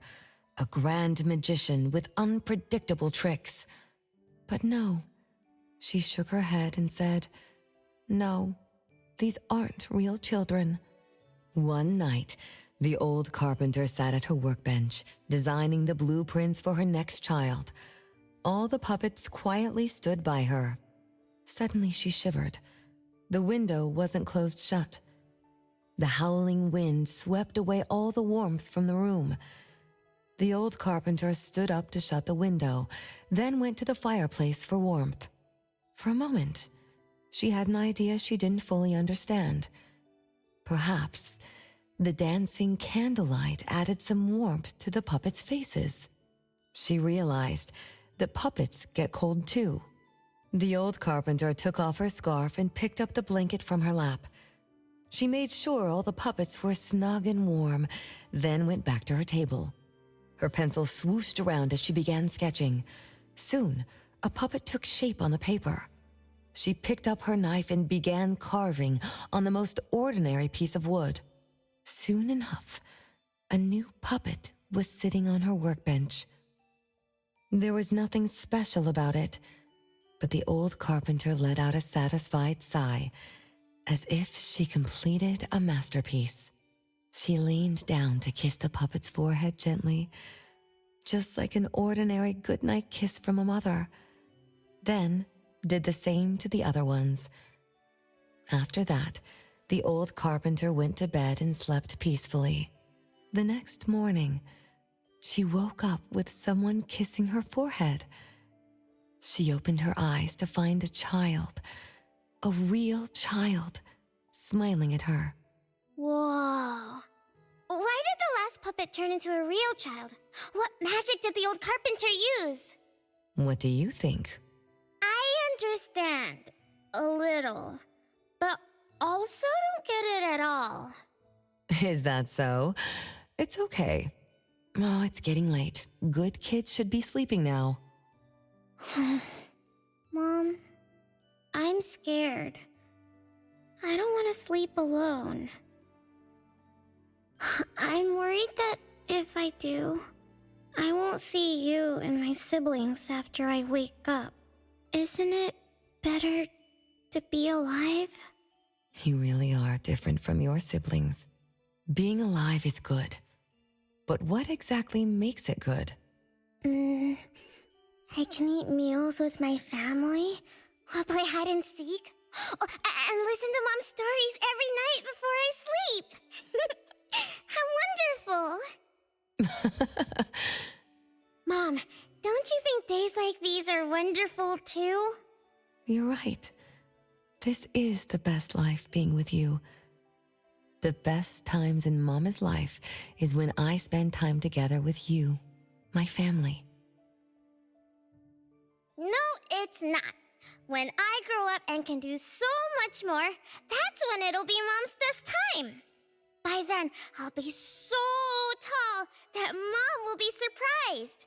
I'll be able to reach whatever Mom needs to reach. Oh, then I'm going to learn how to drive. I'll definitely be the first one in our family to drive. Once I learn, I'll take our whole family on picnics. When I grow up, I also want to... Mom.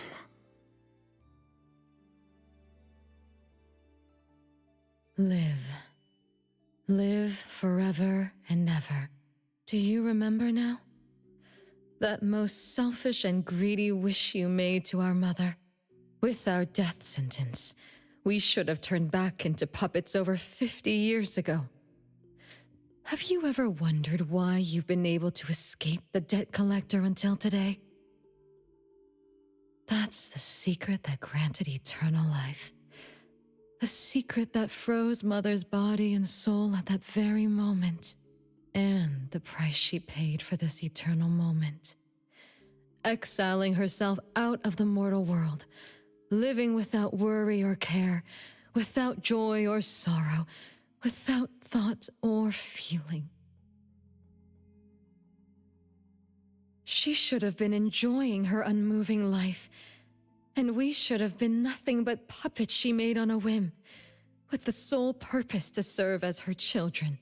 All we had to do was live under Mother's roof, love her, be loyal to her, and fulfill all her wishes. It should have been that way, even when faced with the registry, faced with the curse you invited. All we could do was to give everything we got and do our best to fulfill our mission until the countdown ends. But what about you? You endlessly sought for Mother's attention, affection, and everything she could possibly give. Now tell me, on that final night, what did you wish from Mother? I told her I wanted to grow up fast. That's right, honest child. And then?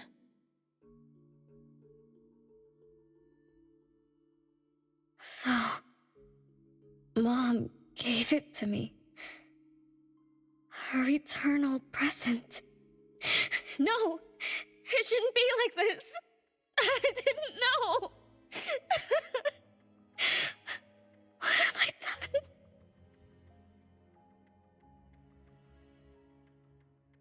Renee, it's not like that. Yes, the eternal present that should have protected Mother is now in your eyes. You didn't just betray us, but also the person who loved you most. So tell me, how does that make you feel? Guilt? Regret? But you don't need to apologize to me. We'll forgive you, and Mother will still love you. You're still our adorable little one, our innocent troublemaker. Forgive me? I can still earn your forgiveness? And Mom will also? Yes. As long as you give up the eternal present, cleanse yourself of your greed for life, we will forgive you for the sins you committed. Come, Renee, my sister. Come to us. We're all waiting on the other side to reunite with you, never to be separated again. Don't listen to her! I...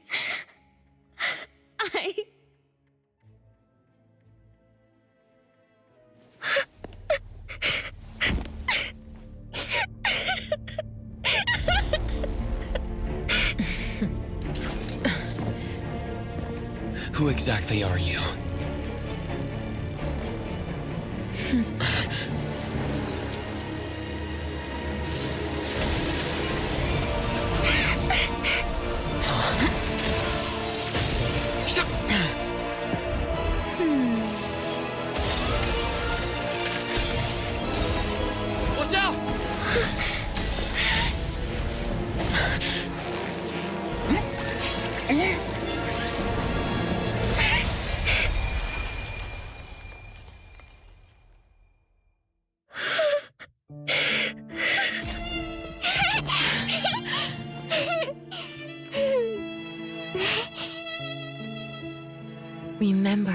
get to bed early and eat your veggies. My little petal needs to grow up healthy and happy. Don't forget Mama after you grow up, okay? What is life? Promise me you'll find the answer for me, okay? Mom! Where are you going?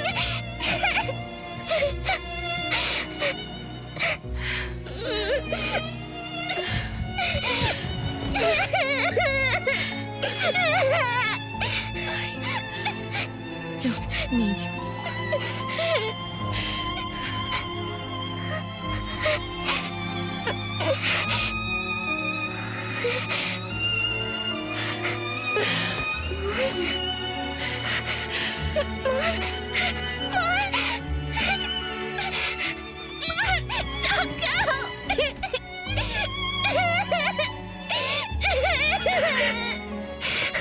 It's all my fault. It's all because of me that Mom... No! I don't want this! See? Now I can live forever. I don't need you anymore!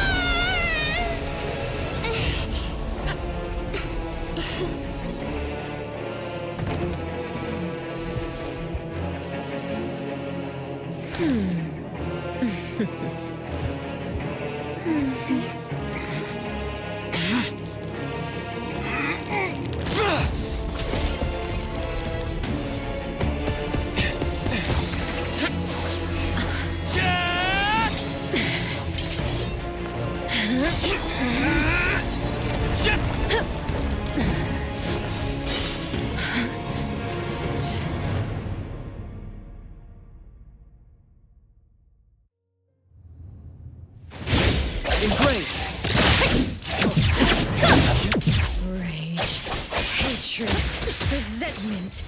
What's fierce? Be careful. As if engulfed in flames. Come on.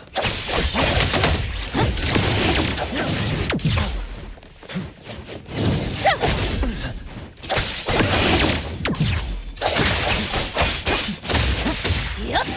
Feeling good. Perfect timing. Fate splinter and fracture. Come on.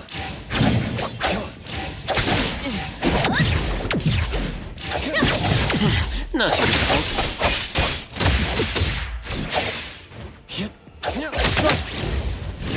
It's fine.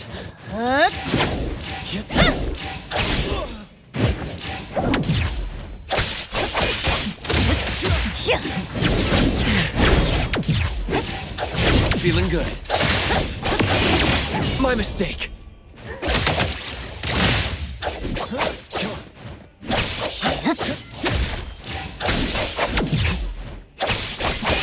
Watch the timing.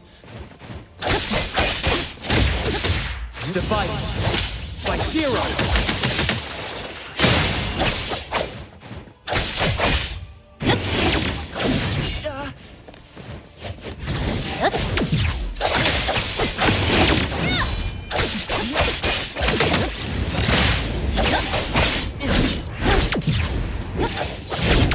Not difficult.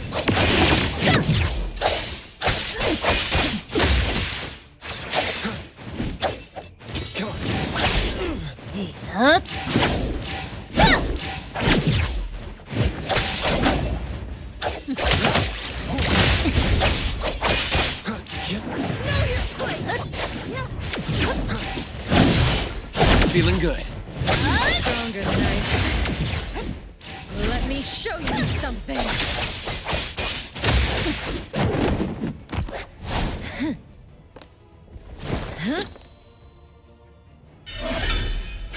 You're just a plaything in this illusory realm.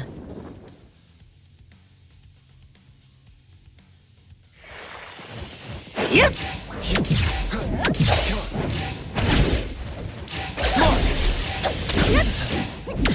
Not too difficult. Say splinter and fracture! Entertain me with your struts. Once I'm bored, I'll bury you in this Scarlet sea.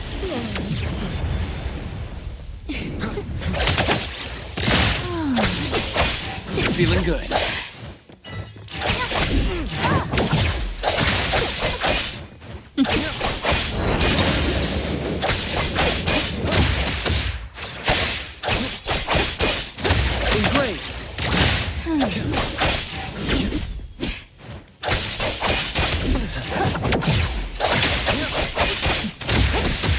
Let's finish this!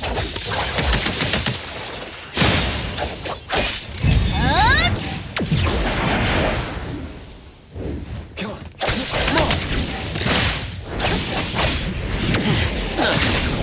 Be careful.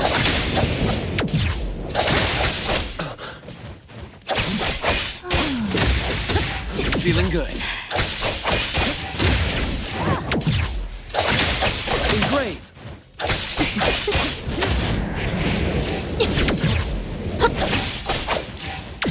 Not too difficult.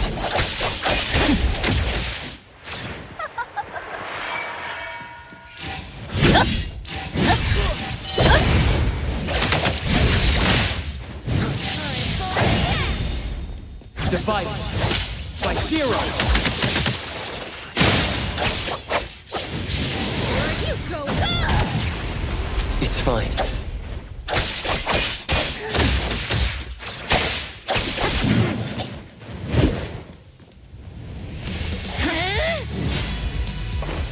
You. I won't let you do this! Such arrogance!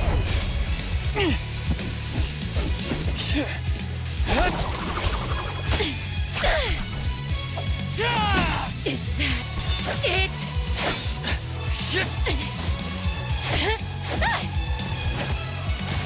Come again! As you win! Interesting. Unfortunately, this is the end! Cower before me! Hup!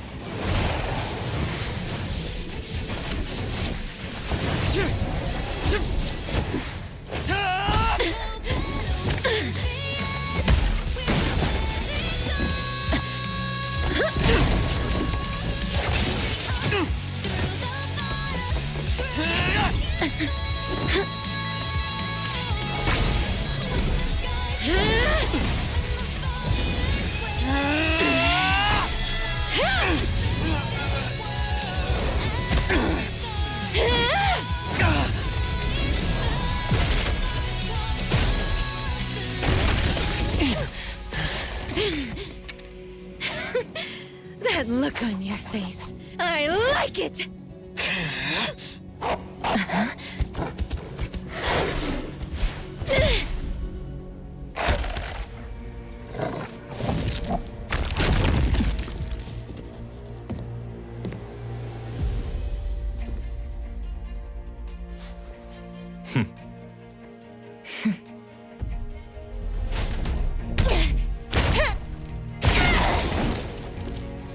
So you're the one behind all this! It's you. All at once? Tick-tock, tick-tock. Aren't you running out of time?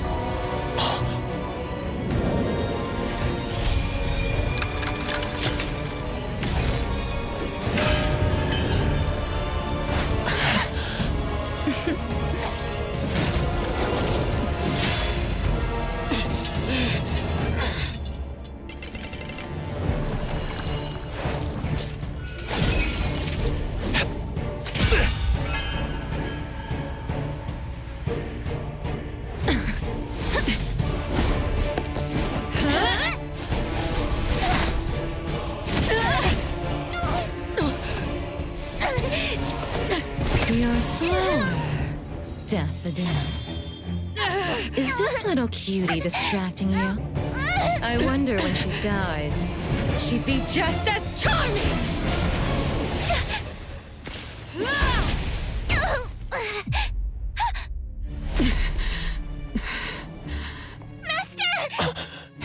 How nostalgic, sister. Sanko. We'll meet again. Just so you know, Mother misses you too.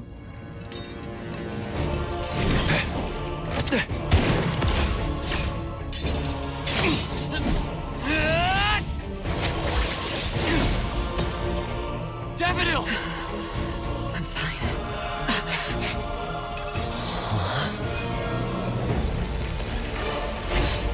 It's not over yet.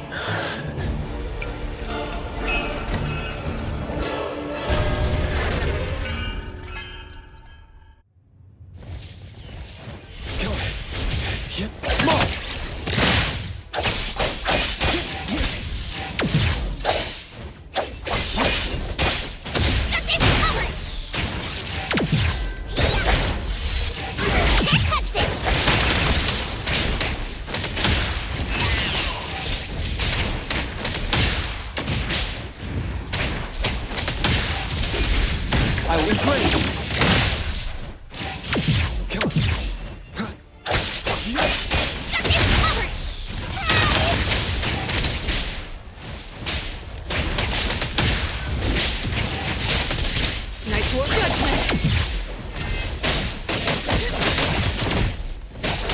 Let me create splinter and fracture!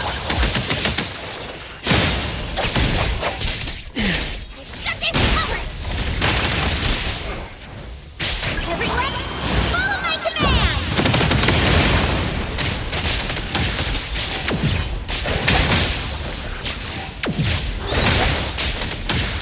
Trust me.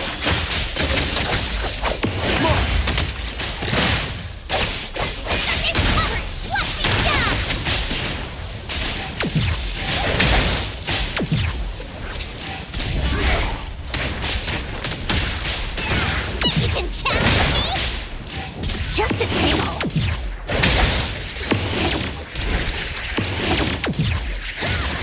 I will see. Let's finish this!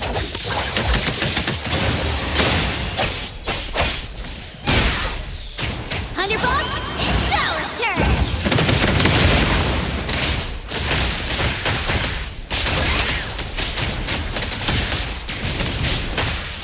Let me take over.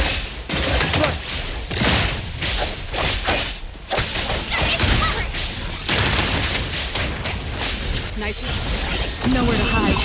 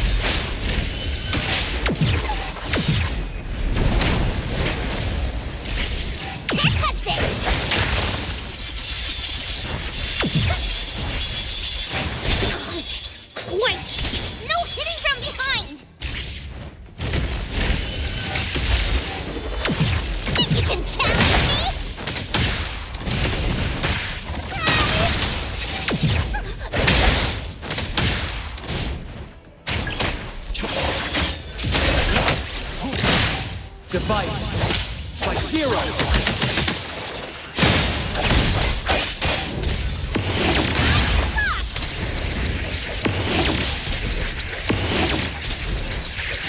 I will see to the next. More.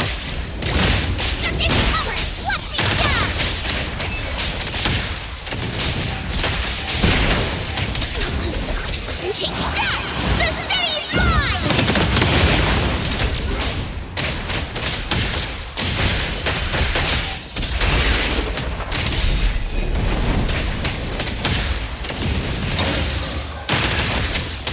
Let's Let's finish this! Is everyone okay? I'm fine. But Daffodil, are you okay? Master got hurt the worst. And it's all because of me. I'm fine, really. It's good that you're okay. Renee's unharmed too. Just dizzy from breaking free of the anomaly spell. Unfortunately, Zanko got away. She's the core member of the criminal organization, the Scarlet Letter. And a report for the puppetization case. That's gonna be a lot of paperwork. Thanks to everyone from A-Bone. The Bureau will continue to investigate into the aftermath of the issue between the debt collector and the Constantine family. Tomorrow morning, I want those who know anything about the Scarlet Letter at the Bureau. We need to have a proper chat. Daffodil? I shouldn't need to fetch you at A-Bone, right? I see. Says who? Master deserves some rest tomorrow. Natalie, appraiser. Let's go home.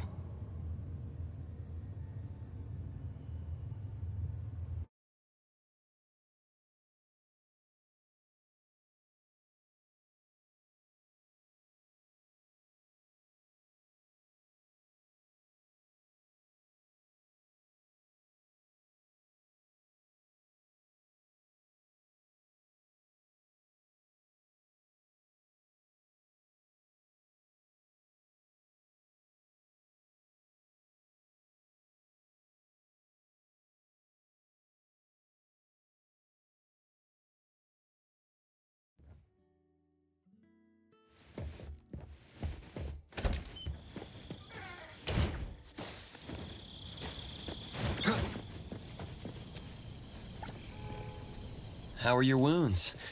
You should rest earlier tonight. It'll be fine soon. And how are you? Are you okay? Her Esper ability can affect people's minds through auditory and visual hallucinations. I see. So all the stuff Renee and I saw were illusions layered on top of the debt collector's anomalous realm. Or rather, an illusory world tailor-made to her understanding of Renee, after thoroughly excavating Renee's thoughts and feelings. In other words, Zanko used her Esper ability to alter the family's history, making Renee believe she was responsible for her family's deaths, leading her to voluntarily give up her eternal present. The eternal present probably requires the owner's verbal consent before it can detach itself. An anomaly that can grant its host immortality must be incredibly rare. The Scarlet Letter has acquired more than one rare anomaly. The incident at the Abisu auction was also their doing. With these reckless hits, it's like the Scarlet Letter is announcing their arrival at Hetero. This is just what their leader, Madame T, will do to demonstrate her superiority. Lady T... Is she the mother Zanko spoke of? When she said Mother misses you too, could it be? I should have killed her back then. So, Zanko used Scarlet Letters to spell betrayer. She could be considered my adoptive mother. I don't deny that she gave me the first home I knew of. It's true. I was once a member of the Scarlet Letter. No wonder Chaos spoke like that. He must have known that Daffodil was a member of the Scarlet Letter, the criminal organization he's pursuing. So Zanko went through all this trouble just to get the Bureau's attention?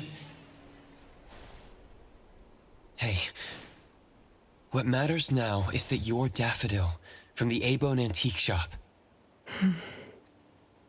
Thank you. You're a good person. It's getting late. Good night, appraiser.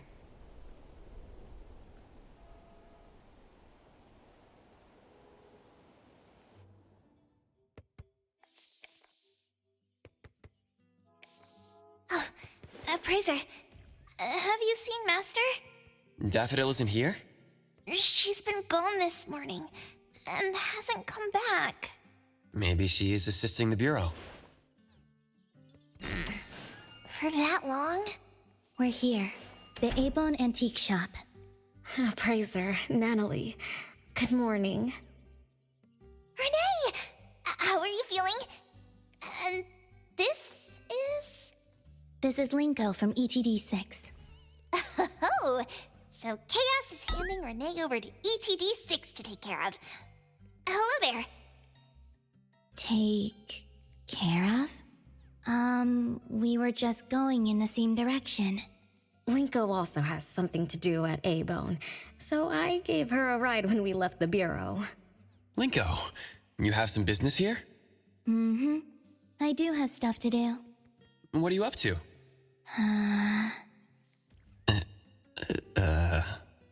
Business is already booming this early in the morning. How wonderful. What was I here for again? Tisk, you dummy! Don't tell me you forgot what you were supposed to deliver! Oh, right. The delivery. Thank you, Xiaojun. Whoa! What's this? I'm an evil spirit that can devour souls! If you dare disrespect me! Xiaojun is my pet. Huh? I can control your body and eat wasabi if I want to, you know! Not hungry now. Linko, who are you looking for? I'm looking for... Found her. Another new face? Just joined ETD? Yes, the director told me to give you this. Oh my. I told them a simple bank transfer would be fine, but they went ahead and sent someone over. Fresh bills are always so nice to look at, though. I have delivered payment to the A-Bone Antique Shop. Assignment complete. Director Alfard told me that the BAC will cover my commission fees, so that's what she meant. But I still wanted to stop by and thank you in person. Thank you, Appraiser, Natalie, and... Daffodil's not here? Please send her my gratitude. Thanks to all of your help. I learned a lot in the past few days.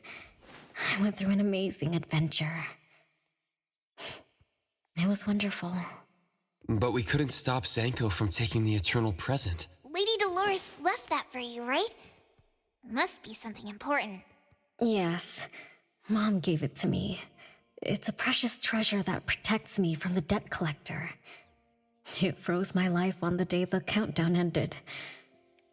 My time stopped flowing, and I was forever living in the moments between death's arrival. I was tossed outside the flow of time and taken away from this world, where the years still pass and the seasons still change. For me, the eternal present negated the meaning of time. I gradually lost touch with my past and became unaware of everything happening around me. Every little thing in life that becomes precious because of the flow of time. In the end, I forgot what Mom and my siblings expected of me. I forgot why I was born and why I even existed. Until now. Was that really living? That was the secret, or rather, curse, of the eternal life Mom and I possessed. Mom was also affected. She found life dreadfully boring, so she hoped that our companionship would ease her eternal loneliness. It might have been fortunate for me to lose the eternal present, but honestly, I gained so much more. Most importantly, you helped me remember things from the past, and I finally found myself. And that feels so great. I suppose I went through a rebirth, right? I'm so happy for you, Renee. What about the debt collector? Don't worry. I have a solution. Well, in addition, to make the most of this precious rebirth, I've decided to travel around the world. I'll probably leave Hetero for a very, very long time. So for each and every day ahead, I wish you good morning, good afternoon, and good evening.